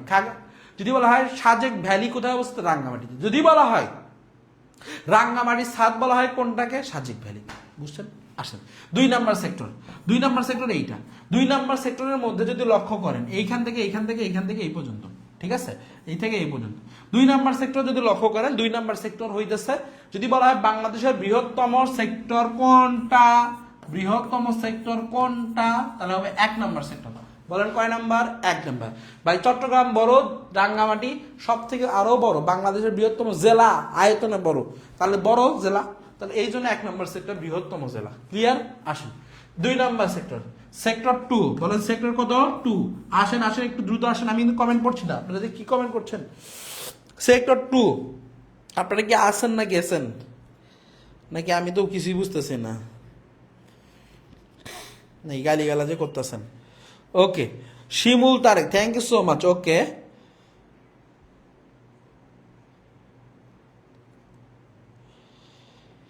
এরপরে দেখেন, ওকে আচ্ছা, এরপরে কি বললাম? এরপরে যদি বলি সেটা হইতেছে 2 নাম্বার সেক্টর। 2 নাম্বার সেক্টরের মধ্যে যদি দেখেন ঢাকা, নাম শুনছেন নিশ্চয়ই, নাম শুনেছেন? 1 ঢাকা, পেয়েছেন? ঢাকা। 2 নাম্বার নোয়াখালীর নাম শুনেছেন? নোয়াখালী, ঢাকা নোয়াখালী, পাইছেন? ঢাকা, নোয়াখালী। নোয়াখালী জেলার নাম শুনছেন? বলেন বলেন বলেন দ্রুত। নোয়াখালী জেলার নাম শুনেছেন? কথা বলে না। নোয়াখালী জেলার নাম শুনছেন? হ্যাঁ, কি বলেন ভাই? কুমিল্লার নাম শুনছেন? কথা বলে না। কুমিল্লার নাম শুনছেন? হ্যাঁ শুনছেন। তাহলে কুমিল্লা, তাহলে ঢাকা, কুমিল্লা, নোয়াখালী এবং ব্রাহ্মণবাড়িয়ার নাম শুনছেন? ও মাই গড, সব ডেঞ্জারাস এলাকা, সবই ডেঞ্জারাস এলাকা। তাহলে বললেন ব্রাহ্মণবাড়িয়া। ব্রাহ্মণবাড়িয়া জেলার যে আখাউড়া রেলপথ আছে, যারা ব্রাহ্মণবাড়িয়া থাকে তারা জানে আখাউড়া রেলপথ আছে। এই আখাউড়া রেলপথের পূর্ব পাশ পর্যন্ত, তাহলে এইটা থেকে এইটা পর্যন্ত এটা কত নাম্বার সেক্টর? 2 number sector. বলেন না কত নাম্বার সেক্টর? 2। তাহলে ঢাকা কত কত? ঢাকা, কুমিল্লা, নোয়াখালী এবং হচ্ছে ব্রাহ্মণবাড়িয়ার পূর্ব পাশ পর্যন্ত, এটা 2 নাম্বার সেক্টরের মধ্যে পড়ছে। আমরা জানি সমতট জনপদ, সমতট জনপদে কুমিল্লা এবং নোয়াখালী আছে। বলেন কোন কোন জেলা আছে? কুমিল্লা এবং নোয়াখালী। তাহলে এইখানে আমাদের পড়তেছে কি? ঢাকা। পাইছি আমরা ঢাকা, পাইলাম কুমিল্লা, পাশে কি? নোয়াখালী, পাশে হচ্ছে ব্রাহ্মণবাড়িয়া। ঠিক আছে, ডান, ওকে। 2 নাম্বার সেক্টর শেষ। পরীক্ষায় প্রশ্ন আসে ঢাকা কত নাম্বার সেক্টরের অন্তর্গত? কত নাম্বার সেক্টর? আপনি বলুন কত নাম্বার সেক্টর? 2 number sector. বলেন না কত number sector? 2 number sector. 3 number আসেন। 3 নাম্বারে যে জেলা আছে, 3 নাম্বার সেক্টর যেটা আছে, 3 নাম্বার, আবার বলতে হবে কত নাম্বার? 3 নাম্বার। নাম শুনেছেন নিশ্চয়ই, হবিগঞ্জ। আচ্ছা, এই ঢাকার জেলার কিছু অংশ আছে, ঢাকা জেলারে কিছু অংশ আছে। বুঝেন না আমার কথাটা? মনে হচ্ছে ঢাকা জেলা 19টা জেলা নিয়ে গঠিত হয়েছিল, তো ওর কিছু অংশ আছে না? ওর কিছু অংশ আছে না? অবশ্যই আছে। তার মানে ঢাকা জেলা এই কিছু অংশ আছে এইখানে 3 নাম্বার সেক্টরের মধ্যে। এখন যদি পরীক্ষা আসে ভাইয়া তাহলে ঢাকা কত নাম্বার সেক্টরের মধ্যে হবে? ঢাকা ভাই অনলি 2 নাম্বার সেক্টরের মধ্যে, 3 নাম্বার হবে না। কত নাম্বার হবে? 2 নাম্বার হবে। তাহলে এর পাশাপাশি এই ঢাকাতে 3 নাম্বার সেক্টরের মধ্যে এখানে আমরা পাইতেছি 2টা জিনিস। একটা হচ্ছে হবিগঞ্জ, নাম শুনছেন? হবিগঞ্জ। আর একটা পাইতেছে কিশোরগঞ্জ। কথা বলে না। হবিগঞ্জ আর কোনটা? কিশোরগঞ্জ। বুঝছেন? তাহলে হবিগঞ্জ আর কি? কিশোরগঞ্জ। তাহলে হবিগঞ্জ, কিশোরগঞ্জ কত নাম্বার সেক্টর? 3 number sector. কত নাম্বার? 3 নাম্বার। তাহলে 3 নাম্বার সেক্টর গেল হবিগঞ্জ এবং কিশোরগঞ্জ। 4 নাম্বার আসেন। 4 নাম্বার যদি আমি বলি, 4 নাম্বার হচ্ছে সিলেট। এইখানে সিলেটের এই সিলেটের নিচের দিকটা কোনটা? উত্তর না দক্ষিণ? কথা বলে না। উত্তর না দক্ষিণ? নিচের দিক দক্ষিণ হয়, তাহলে নিচের হচ্ছে দক্ষিণাঞ্চল। বুঝতে পারছেন? দক্ষিণা অঞ্চল। আচ্ছা, এবার আসেন 5 নাম্বার। 5 নাম্বার সেক্টরে যদি বলি সিলেট, এই সিলেটের হইতেছে উত্তর অঞ্চল, মানে উপরের দিক উত্তর, এই জন্য সিলেটের উত্তর অঞ্চল। বুঝতে পারছেন? তাহলে সিলেটের উত্তর অঞ্চল। যদি পরীক্ষায় প্রশ্ন আসে সব থেকে ছোট সেক্টর কোনটা, তাহলে সব থেকে ছোট সেক্টর কোনটা হবে? বলেন সব থেকে ছোট সেক্টর কোনটা হবে? কথা বলেন। সবচেয়ে ছোট সেক্টর হবে 5 নাম্বার সেক্টর। কত নাম্বার সেক্টর? সবচেয়ে ক্ষুদ্রতম সেক্টর, ক্ষুদ্রতম। তাহলে ক্ষুদ্র সেক্টর, তাহলে ক্ষুদ্র কত ভাইয়া? বলেন তো ভাইয়া, ভাইয়া সবাই বলেন তো কয় নাম্বার? 5 নাম্বার। সবচেয়ে বৃহত্তম সেক্টর কত ভাইয়া? 1 নাম্বার। ভাইয়া সবচেয়ে ক্ষুদ্রতম কোনটা? 5 নাম্বার। ভাইয়া ঢাকা কত নাম্বার সেক্টরের অন্তর্গত? ভাইয়া 2 নাম্বার। ভাইয়া হবিগঞ্জ এবং কিশোরগঞ্জ কত ভাইয়া? ভাইয়া 3 নাম্বার। ভাইয়া সিলেটের দক্ষিণ অঞ্চল কত নাম্বার? 4 নাম্বার। আর সিলেটের উত্তর অঞ্চল 5 নাম্বার। শেষ হয়ে গেছে। তাহলে 5টা সেক্টর শেষ। আমি আসেন মুখস্থ করে ফেলি, আমি বলি ফেলি। তাহলে 1 নাম্বার সেক্টরে চট্টগ্রাম, পার্বত্য চট্টগ্রাম, রাঙ্গামাটি, খাগড়াছড়ি, বান্দরবান এবং কক্সবাজার জেলা সহ ফেনী নদীর অংশ বিশেষ পর্যন্ত 1 নাম্বার। 2 নাম্বারে যদি বলে ঢাকা, কুমিল্লা, নোয়াখালী এবং ব্রাহ্মণবাড়িয়ার কিছু অংশ। এরপর 3 নাম্বার সেক্টরে যদি আমি চোখ বন্ধ করে দেখতে পাচ্ছি, কিন্তু চোখ বন্ধ করে, তাহলে হলুদ কালিতে লেখা আছে কি? হবিগঞ্জ এবং কিশোরগঞ্জ। 4 নাম্বার সেক্টরের ক্ষেত্রে যদি আমি বলি সিলেটের কোন অঞ্চল? বলেন আমাকে। সিলেটের দক্ষিণ, নিচের দিকের অঞ্চল যেন দক্ষিণ অঞ্চল। 5 নাম্বার সেক্টর সিলেটের উত্তর অঞ্চল। তাহলে সিলেটের উত্তর অঞ্চল হওয়াতে এটা সব থেকে ছোট সেক্টরের মধ্যে পড়ে। বলেন কত নাম্বার সেক্টরের মধ্যে পড়ে? সবথেকে ছোট সেক্টর। তাহলে কত নাম্বার সেক্টর? 5 number sector. ক্ষুদ্রতম সেক্টর 5 নাম্বার সেক্টর। আশা করি বুঝতে পারছেন। ক্লিয়ার সবাই? এবার আসেন 6 নাম্বার। 6 নাম্বারে খুবই গুরুত্বপূর্ণ। 6 নাম্বার খুবই গুরুত্বপূর্ণ। কেন গুরুত্বপূর্ণ এটা বলবো, এখনো বলবো। দেখেন 6 নাম্বার সেক্টর হচ্ছে বাংলাদেশের সবথেকে উত্তরের যে জেলাগুলো আছে ওই জেলাগুলোকে নিয়ে 6 নাম্বার সেক্টর গঠন করা হয়েছে। শেষ, হিসাব ক্লিয়ার। এখন আপনি বলবেন ভাই উত্তরবঙ্গের জেলাগুলো কোনগুলো? ভাই উত্তরবঙ্গের জেলা আপনি ডিরেক্ট যাবেন একদম পঞ্চগড়, নীলফামারী, কুড়িগ্রাম, তারপরে গাইবান্ধা, তারপরে রংপুর, দিনাজপুর যা আছে সব লাগান কত নাম্বার সেক্টরের মধ্যে? 6 নাম্বার সেক্টরের মধ্যে। তাহলে এই যে পঞ্চগড় পেয়েছেন, এই যে কুড়িগ্রাম পেয়েছেন, এই যে নীলফামারী, এই যে লালমনিরহাট পেয়েছেন। তাহলে এই যে জেলাগুলো আসছে রংপুর, বুঝতে পারছেন? এই যে জেলাগুলো আছে এই জেলাগুলো হচ্ছে আমাদের কত নাম্বার সেক্টরের মধ্যে? 6 নাম্বার সেক্টরের মধ্যে। শেষ। এবার আসেন 7 নাম্বার সেক্টর। সেক্টর কত? 7। সেক্টর কত বলেন? সবাই বলবেন কত নাম্বার সেক্টর? 7। বুঝতেছেন? 7 নাম্বার সেক্টর। 7 নাম্বার সেক্টরে আমরা জানি রাজশাহী নাম শুনছেন, কথা বলেন না, রাজশাহীর নাম মনে হয় কেউ শুনে নেই। রাজশাহী পেয়েছেন। এরপরে আরো আছে কোন জেলা? বগুড়ার নাম শুনছেন, বগুড়ার নামও কিছুটা রাজশাহীর মধ্যে পড়ে, বগুড়াও কিছুটা রাজশাহীর মধ্যে পড়ে। আসেন, এই বগুড়াও আমরা 7 নাম্বার সেক্টরের মধ্যে ধরে রাখলাম, বগুড়া। ওকে, আচ্ছা এরপরে আছে সবচেয়ে মোস্ট ইম্পর্টেন্ট চাঁপাইনবাবগঞ্জ। তাহলে চাঁপাইনবাবগঞ্জ হচ্ছে কত নাম্বার সেক্টরের মধ্যে পড়ে? চাঁপাইনবাবগঞ্জ। তাহলে চাঁপাইনবাবগঞ্জ পরে হচ্ছে কত নাম্বার সেক্টরে? 7 নাম্বার সেক্টরে। রাজশাহী, বগুড়া, চাঁপাইনবাবগঞ্জ এগুলো 7 নাম্বার সেক্টরের অধীনে পড়ে। ওরে ভাইয়া বুঝতে পারিছেন? এবার দেখেন রাজশাহী বিভাগের মধ্যে যারা যারা আছে, কারা কারা আছে? পাবনা আছে, কথা বলে না, পাবনা আছে কি না? আছে। তাহলে পাবনা আছে। ওকে, এরপরে আছে কি বলেন তো?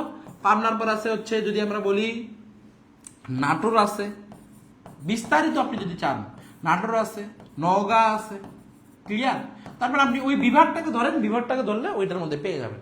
তাহলে পাবনা, নাটোর, নওগাঁ, চাঁপাইনবাবগঞ্জ, রাজশাহী, বগুড়া এগুলো সব কত নাম্বার সেক্টর? সবাই বলেন কত নাম্বার? 7 নাম্বার। এবার আসেন 8 নাম্বার সেক্টর শেখাই। 8 নাম্বার সেক্টর, 8 নাম্বার সেক্টরের নাম শুনছেন? হ্যাঁ শুনছি। 8 নাম্বার সেক্টর যদি আমি বলি কোন কোন জেলার মধ্যে পড়ছে? কুষ্টিয়া, নাম শুনছেন? বলে ভাইয়া কি যে বলেন, লালনের আখড়া। তাহলে কুষ্টিয়া। যশোরের নাম শুনছেন? হ্যাঁ ভাইয়া খুবই নাম শুনছেন, যশোর পাইছেন। কুষ্টিয়া, যশোর। মেহেরপুরের নাম শুনছেন? মেহেরপুর। মেহেরপুর কুষ্টিয়ার মধ্যেই পড়ে, বুঝতে পারছেন? তার মানে এই জেলাগুলা, খুলনার নাম শুনছেন? খুলনাও এর মধ্যে পড়ে।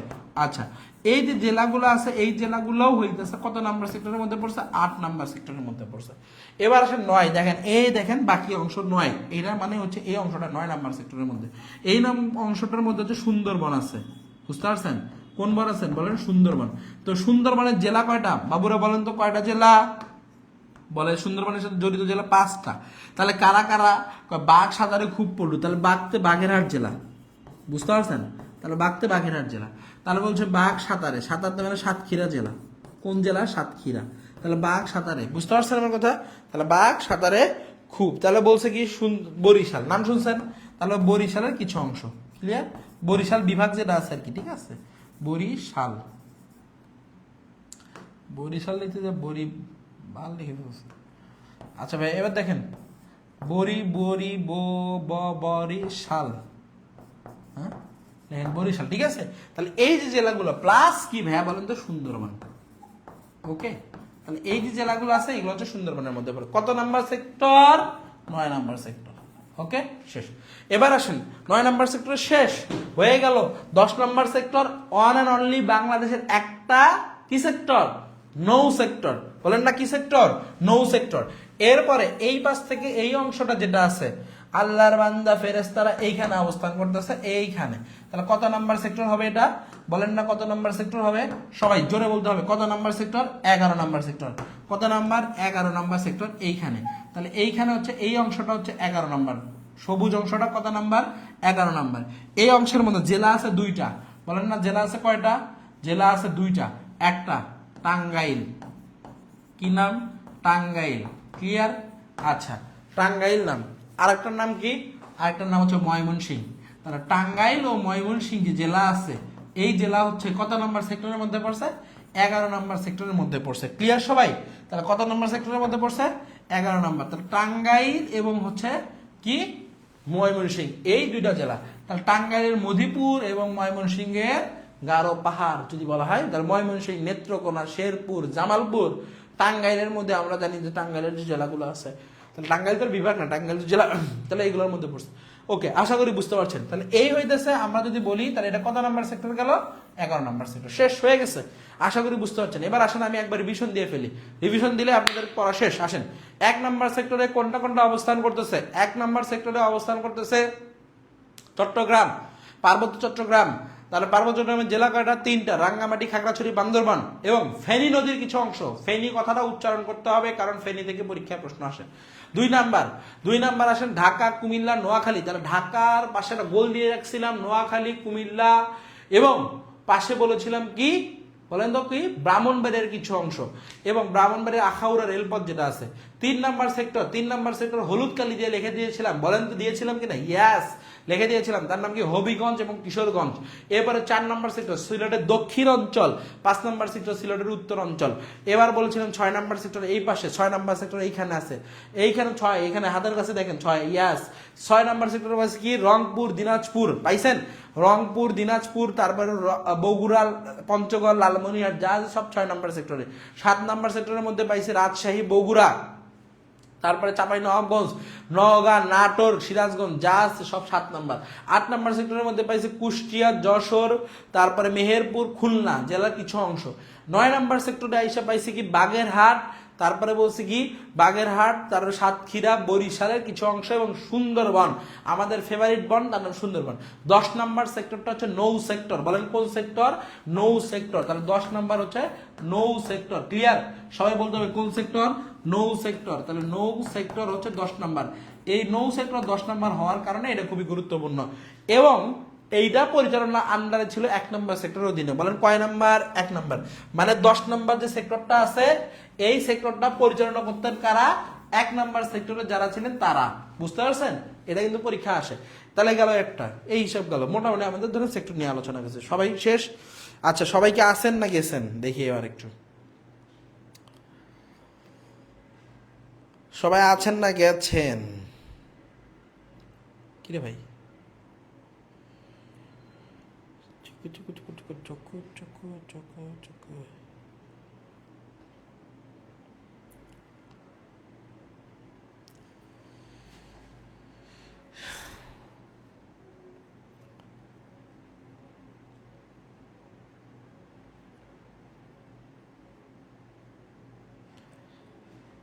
আছেন? বাহ, লাভ ভাই, বাহ বাহ, মাহমুদুল হাসান ভাই, AB Rahman, thank you so much ভাই, থ্যাংক ইউ। আসি আসি, thank you so much. Okay okay, Mustafizur Rahman ভাই, 10 নাম্বার সেক্টর কি হবে? নৌ sector. Okay, thank you so much. Okay, সবাই আছেন?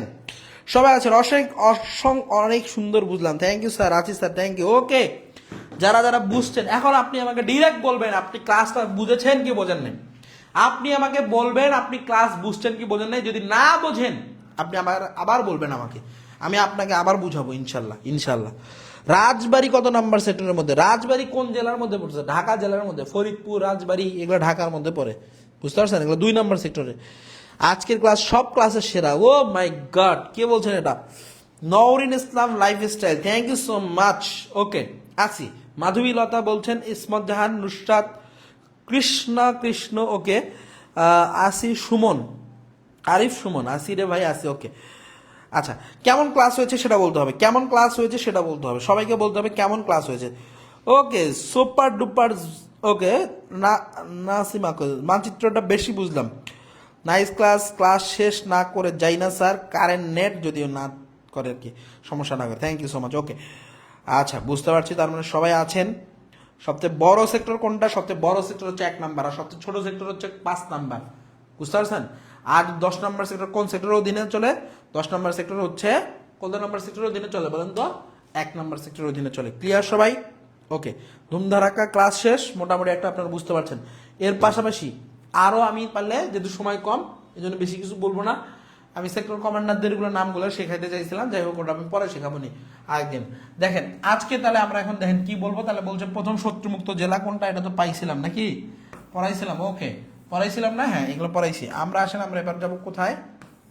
আমাদের 8 নাম্বার 9 নাম্বার সেক্টরের অধীনে। ইয়াস, 8 নাম্বার 9 নাম্বার। তাহলে মুক্তিযুদ্ধের সময় ঢাকা কত নাম্বার সেক্টরের অধীনে ছিল বলতে হবে সবাইকে। ঢাকা কত নাম্বার সেক্টরের অধীনে ছিল? আমি আর কিছু বলবো না এবার। কিসে সবাই বল, সবাই সবাই দ্রুত দ্রুত, just wow, thank you so much. Okay, আচ্ছা, আজকের ক্লাস অসাধারণ, ধন্যবাদ স্যার। ওকে, শাহিন হুসাইন, রাজবাড়ি খুঁজে পাচ্ছিলাম না। আচ্ছা, বললাম তো রাজবাড়ি 2 নাম্বার সেক্টরের মধ্যে পড়বে।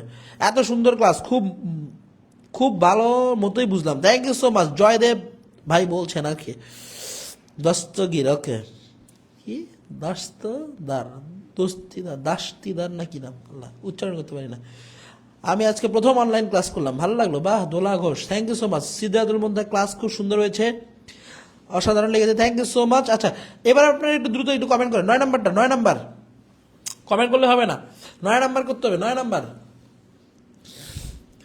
9 নাম্বার ওকে 2 নাম্বার ওকে সবাই সবাই সবাই ওকে আমার কাছে তো আপনার দেরিতে কমেন্ট আসছে 2 নাম্বার সেক্টর অধীনে thank you so much okay এবার পরবর্তী 10 নাম্বার সেক্টর অধীনে কোনটা আচ্ছা 10 নাম্বার সেক্টর অধীনে কোনটা সবাই বলবেন 10 নাম্বার সেক্টর বলছে কোন সেক্টরটা নিয়মিত সেক্টর কমান্ডার ছিল না ও মাই গড তাহলে নিয়মিত সেক্টর কমান্ডার ছিল না কত নাম্বার 7 নাম্বারে কি সেক্টর কমান্ডার ছিল ইয়েস তাহলে আমরা মনে রাখতে পারি 7 কাহন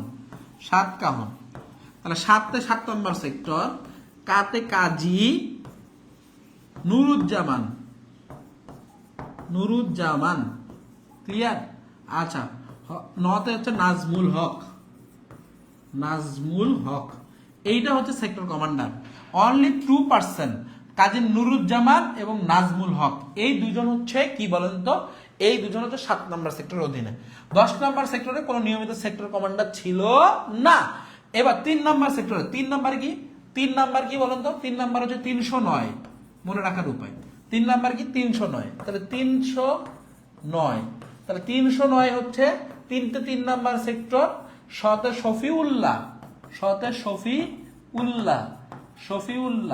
আর নতে হচ্ছে নুরুজ্জামান শুধু নুরুজ্জামান আর এটা কাজী নুরুজ্জামান ডিফারেন্স বিটুইন এইখানে কাজী আর হচ্ছে নুরুজ্জামান অনলি নুরুজ্জামান অনলি নুরুজ্জামান 3 নম্বরে আর কাজী নুরুজ্জামান কত নম্বরে বলতে হবে সবাইকে 7 নম্বরে আর 1 নম্বরে তো আপনাদের ফেভারিট কে জিয়াউর রহমান তাহলে 01 মনে রাখার উপায় জিতে জিয়াউর রহমান জিতে হচ্ছে জিয়াউর রহমান ওকে আর রতে হচ্ছে রফিকুল ইসলাম ওকে আচ্ছা এই হইতেছে কত নম্বর সেক্টরে গেল আমাদের সেক্টর কমান্ডার গুলো আমি কিন্তু অলমোস্ট শেষ করে দিলাম ঠিক আছে আপনাদের আশা করি কোনো সমস্যা হবে না এবার আসেন পরবর্তীতে মুক্তিযুদ্ধের সময় বরিশাল পেয়ে গেছি বলতে হবে সবাইকে বরিশাল কত নম্বর সেক্টরে মুক্তিযুদ্ধের সময় বরিশাল কত নম্বর সেক্টরে ছিল বরিশাল বলতে হবে সবাইকে বরিশাল কত নম্বর সেক্টরে ছিল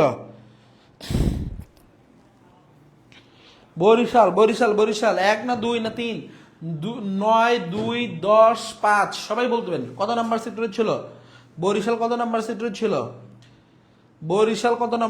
ছিল বরিশাল ইয়েস পেয়েছি সবার আগে অ্যান্সার পেয়েছি কি মুরশিনা ফেরদাউস আচ্ছা হ্যাঁ মাইশা রায়ান বলছে 11 থ্যাংক ইউ সো মাচ এবার হচ্ছে কল্পনা খাতুন আচ্ছা আমাদের মাস্টার্স পরীক্ষায় এসেছিল ঢাকা 1 নম্বর সেক্টরের কমান্ডারের ঢাকার 1 নম্বর সেক্টরের কমান্ডারের নাম ঢাকা তো 2 নম্বর সেক্টরের মধ্যে পড়ে ভাই 1 নম্বর সেক্টরে কেমনে 1 নম্বর তো চট্টগ্রামের মধ্যে পড়ে ঢাকার কমান্ডারের নাম আসতে পারে ঢাকার হইতেছে 2 নম্বর সেক্টর যেহেতু ঢাকায় ছিল তো 2 নম্বর সেক্টরের কমান্ডারের নাম আসতে পারে খালেদ মোশাররফ আর হচ্ছে এটিএম হায়দার আর খালেদ মোশাররফ এনারা দুজন ছিল আচ্ছা এটার অ্যান্সার হচ্ছে 9 নম্বর সেক্টর কত নাম্বার 9 নম্বর থ্যাংক ইউ সো মাচ আচ্ছা এবার আসেন 1971 সালে মুক্তিযুদ্ধকালে বাংলাদেশকে কয়টি সামরিক সেক্টরে ভাগ করা হয়েছিল অ্যান্সার করতে হবে কয়টা সামরিক সেক্টরে ভাগ করা হয়েছিল মুক্তিযুদ্ধকে কয়টি সামরিক সেক্টরে ভাগ করা হয়েছিল বলতে হবে সবাইকে সামরিক সেক্টরে ভাগ করা হয়েছিল কয়টি 9 15 9 15 9 15 9 15 9 15 17 11 9 15 17 11 তাহলে মুক্তিযুদ্ধকে কয়টি সামরিক সেক্টরে ভাগ করা হয়েছিল কয়টা সামরিক সেক্টরে ভাগ করা হয়েছিল 9 15 17 11 আচ্ছা 9 15 11 thank you so much 11 Saba Islam Kamrun Nahar Rimu okay Mostafizur Rahman ভাই ওকে শামিউল ইসলাম শাওন ওকে এবার বলছে Mou okay thank you so much তাহলে এটা 11টা সেক্টরের অধীনে ভাগ করা হয়েছিল ঠিক আছে আচ্ছা এবার 12 নম্বর আসেন 12 নম্বর 13 নম্বর সবাই বলতে হবে মুক্তিযুদ্ধকালীন ময়মনসিংহ কত নম্বর সেক্টরের অধীনে ছিল ময়মনসিংহ কত নম্বর সেক্টরের অধীনে ছিল সবাই বলবেন মুক্তিযুদ্ধ কত নম্বর সেক্টরের অধীনে ছিল ময়মনসিংহ কত নম্বর সেক্টরের অধীনে ছিল সবাই দ্রুত একটু বলবেন ময়মনসিংহ কত নম্বর সেক্টরের অধীনে ছিল বুঝাবো না আর কিন্তু বুঝাবো না কারণ বুঝানো শেষ বোঝানো শেষ। মুক্তিযুদ্ধ কত নাম্বার সেক্টর, ময়মনসিংহ কত নাম্বার সেক্টরে ছিল, কত নাম্বার সেক্টরে ছিল?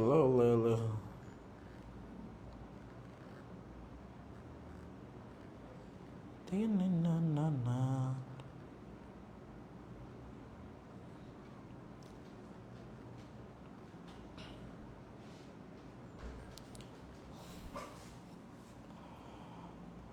ওকে থ্যাংক ইউ সো মাচ। যারা অ্যান্সার করছে তাদেরকে অসংখ্য ধন্যবাদ, অসংখ্য ধন্যবাদ, অসংখ্য ধন্যবাদ, অসংখ্য ধন্যবাদ। Thank you so much. আচ্ছা thank you thank you thank you.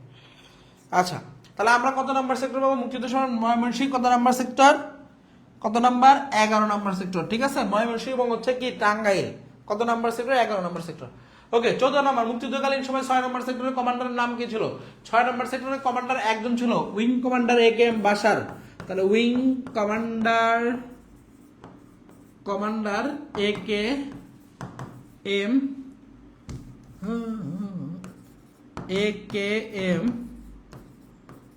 Bashar.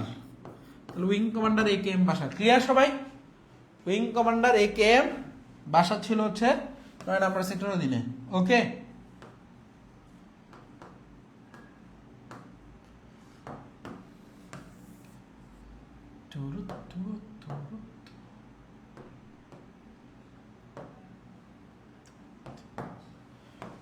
খুবই গুরুত্বপূর্ণ এটা, দেখেন এটা আছে কিনা। উইং কমান্ডার এ কে এম বাশার আছে, তাহলে অ্যান্সার এইটা। বুঝতে পারছেন? তাহলে অ্যান্সার কি হবে? এইটা হবে, এই যে এটা অ্যান্সার হবে, উইং কমান্ডার এ কে এম বাশার। ঠিক আছে, আচ্ছা এই হইতেছে মোটামুটি অবস্থান গেল। আরেকটা আছে concert for Bangladesh. Concert for Bangladesh এটা কে করছেন? আচ্ছা অভিমানী মন বলছে আচ্ছা সেক্টরের নামগুলো বলো। ওকে ঠিক আছে, সেক্টরের নামগুলো বলতেছে, লিখে ফেলেন। স্যার আমি কেবলমাত্র জয়েন করলাম, এগুলো কি টেকনিক আছে স্যার? হ্যাঁ আছে তো, কিছু টেকনিক তো শিখালাম। আচ্ছা সেক্টর 1, সেক্টর 1 মনে রাখার উপায় হইতেছে, লিখে ফেলেন 01।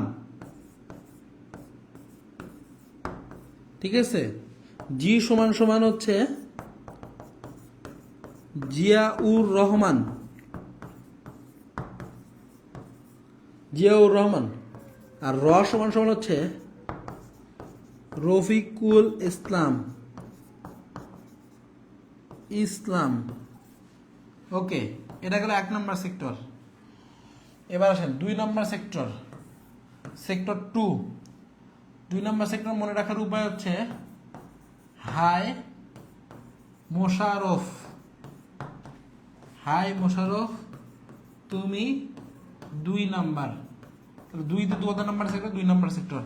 হাই, এই হাইতে মানে হচ্ছে ATM হায়দার। ঠিক আছে, মানে ATM হায়দার। আর এই মোশাররফতে হচ্ছে খালেদ মোশাররফ, খালেদ মোশাররফ। ঠিক আছে, লেখেন 2 নম্বরতে খালেদ মোশাররফ। তাহলে সেক্টর 1 তাহলে বলছে কি জিয়াউর রহমান, রতে রফিকুল ইসলাম। আর হাইতে হচ্ছে হাই মোশাররফ, মেয়েরা বলে না হাই মোশাররফ, বলে না এরকম করে। তাহলে বলছি কি হাই ATM হায়দার, আর হচ্ছে খালেদ মোশাররফ, 2 নম্বর সেক্টর। ক্লিয়ার? সবাই কি বুঝতে পারছেন? আচ্ছা হ্যাঁ, এবার আসেন 3 নম্বর সেক্টর, সেক্টর 3। সেক্টর 3-র মধ্যে আমরা যদি লক্ষ্য করি, আমি পড়াবো কই, এখানে একটা নেই, পেজ নেই।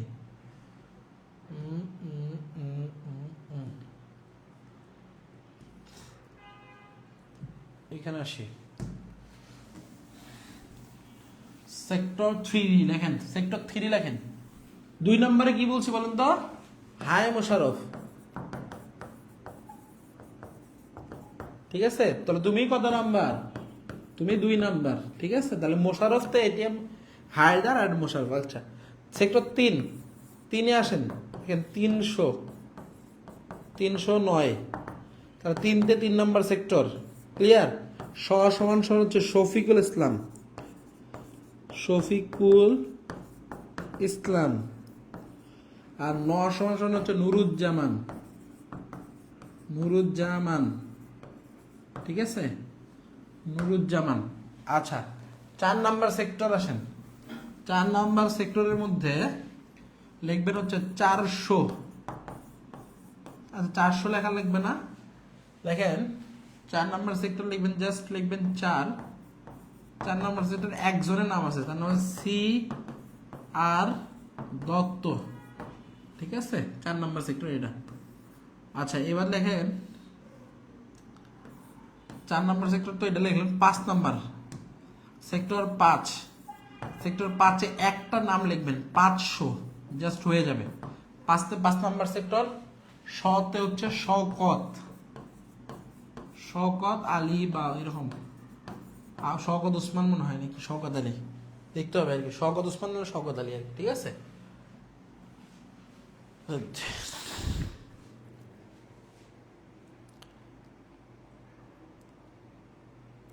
শওকত আলী, ঠিক আছে শওকত আলী 5 নাম্বার। এবার আসেন 6 নাম্বার। 6 নাম্বার সেক্টরে একটা নাম আছে, একটাই নাম। তো একটা নামের ছন্দ যদি বেশি বড় হয়ে যায়, দেখেন ছন্দ যদি বেশি বড় হয় তাহলে আসলে আলটিমেটলি নামের জন্য বেশি বড় পড়তে হয় না, একটাই পড়তে হয়। তা দেখেন ওই জন্য বেশি ছন্দ পড়তে নাই। বলছে উইং কমান্ডার এ কে এম বাশার, তাহলে উইং কমান্ডার এ কে, আচ্ছা এম কে বাশার মনে হয়, এম কে বাশার। ঠিক আছে। আচ্ছা 7 নাম্বার সেক্টর, 7 নাম্বার মনে রাখার উপায় 7 কাহন। ঠিক আছে, 7 নাম্বার সেক্টর, এই যেটা কাতে, কা সমান সমান কাজী নুরুজ্জামান, নুরুজ্জামান। ওকে। আর এই দন্ত ন সমান সমান নাজমুল হক, নাজমুল হক। ক্লিয়ার। এবার আসেন, তাহলে দন্ত সমান কি নাজমুল হক। 8 নাম্বার লেখেন, লেখেন 8 নাম্বার লেখেন ও 8 মন। তাহলে ও 8 মন মানে হচ্ছে ও সমান সমান হচ্ছে আবু উসমান, আবু উসমান, আবু উসমান চৌধুরী। দেখেন আবু উসমান চৌধুরী 8 নম্বর সেক্টর। আর মন, এই মন সমান সমান হচ্ছে মঞ্জুর। ঠিক আছে, মঞ্জুর 9 নাম্বার সেক্টরে, 9 নাম্বার সেক্টরে এখানে হচ্ছে জনম, জয়ের হাত, জতে হচ্ছে জলিল, জলিল এই বর্গীর জতে। আর এই নতে হচ্ছে 9 নাম্বার সেক্টর। আর মতে হচ্ছে এই মঞ্জুর, এই আগের মঞ্জুর আছে না, এই মঞ্জুরি, তাহলে মঞ্জুর। আর এই জয়তে হচ্ছে জয়নাল, জয়নাল আবেদিন,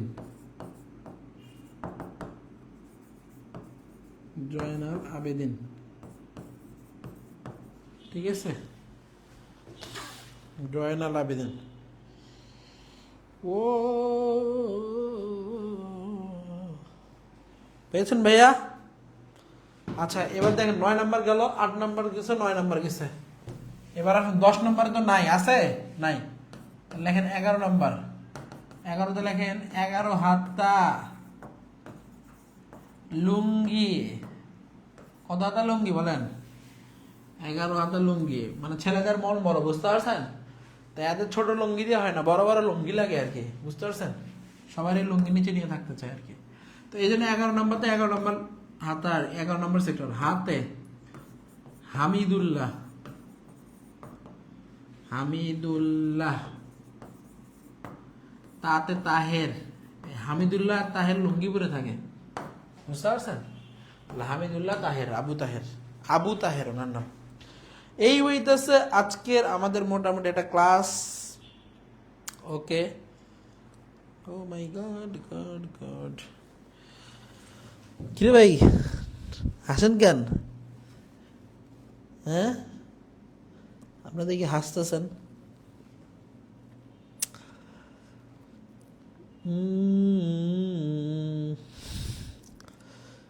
ক্লিয়ার সবাই, ক্লিয়ার?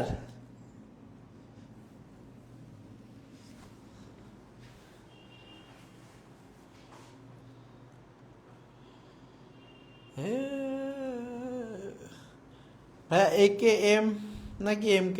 আচ্ছা, ওনার নাম হচ্ছে MK বাসার। AKM না, MK তো মানে পরে লিখে দিলাম, MK বাসার।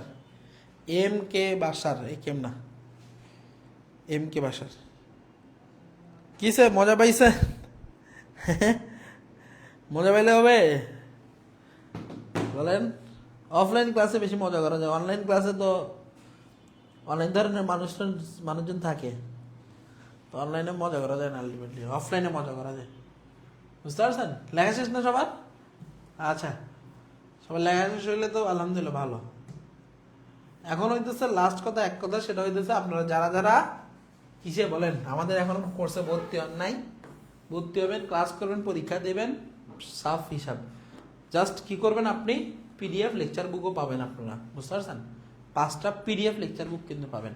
কত টাকায় বলেন তো? 900 টাকায়, 999 টাকা। আর জাস্ট যারা যারা এখনো ভর্তি হন নাই তারা তারা নিবন্ধন লিখবেন। বুঝতে পারছেন? কি লিখবেন বলেন? নিবন্ধন। 7 নাম্বার 7 কাহন। 7 নাম্বার হচ্ছে 7 কাহন। বুঝতে পারছেন? 7 নাম্বার কাজে কাজ দিন নুরুজ্জামান দুন্দর নতের নাজমুল হক। আর ও 8 মন, এটা হচ্ছে 8 নাম্বার। এই যে 8 নাম্বার সেক্টর আছে, ওতে হচ্ছে আবু ওসমান চৌধুরী, আর মনতে হচ্ছে মঞ্জুর। বুঝতে পারছেন? হইছে? স্যার, যারা নিতে পারে সব জায়গায় নিতে পারে, যারা নিতে পারে না তারা কোথাও পারে না। কিরে ভাইয়া? মাহমুদ হাসনাত, কি ফাহিম, মোহাম্মদ হাসনাত ফাহিম, এত নেওয়ার শখ কেন ভাই? হ্যাঁ, খালি নিতেই মন চায়। হ্যাঁ, নিলে হবে না, দিতে হবে কিছু, নেওয়া দেওয়ার মাঝখানে থাকতে হবে। ওকে, সবাই ভালো থাকেন, সুস্থ থাকেন, ঠিক আছে? আমার জন্য একটু দোয়া করেন, আপনার জন্য কষ্ট করে ক্লাস নিলাম। ক্লাস কি শেষ? না, ওরে আল্লাহ, আমার ক্লাস নিতে তো অবস্থা খারাপই নি, বলতেছে ক্লাস কি শেষ? না, আরো করাবো। আরো কতক্ষণ করাবো বলেন? আপনি আর কতক্ষণ করতে চান? হ্যাঁ, চান, যদি চান সমস্যা নাই। আপনি মানে ক্লাসে দেরি করে জয়েন করছেন নাকি? ভাই মজা করে লিখলাম কিন্তু। আচ্ছা ঠিক আছে, মজা, ঠিক আছে, আমিও মজা করে বলছি আর কি ভাই। ভাইয়া হ্যাঁ, যুক্তরাষ্ট্র, ঠিক আছে, okay, thank you so much. Lucky Akter সি, ওকে, থ্যাংক ইউ। আচ্ছা আচ্ছা আচ্ছা আচ্ছা আচ্ছা আচ্ছা আচ্ছা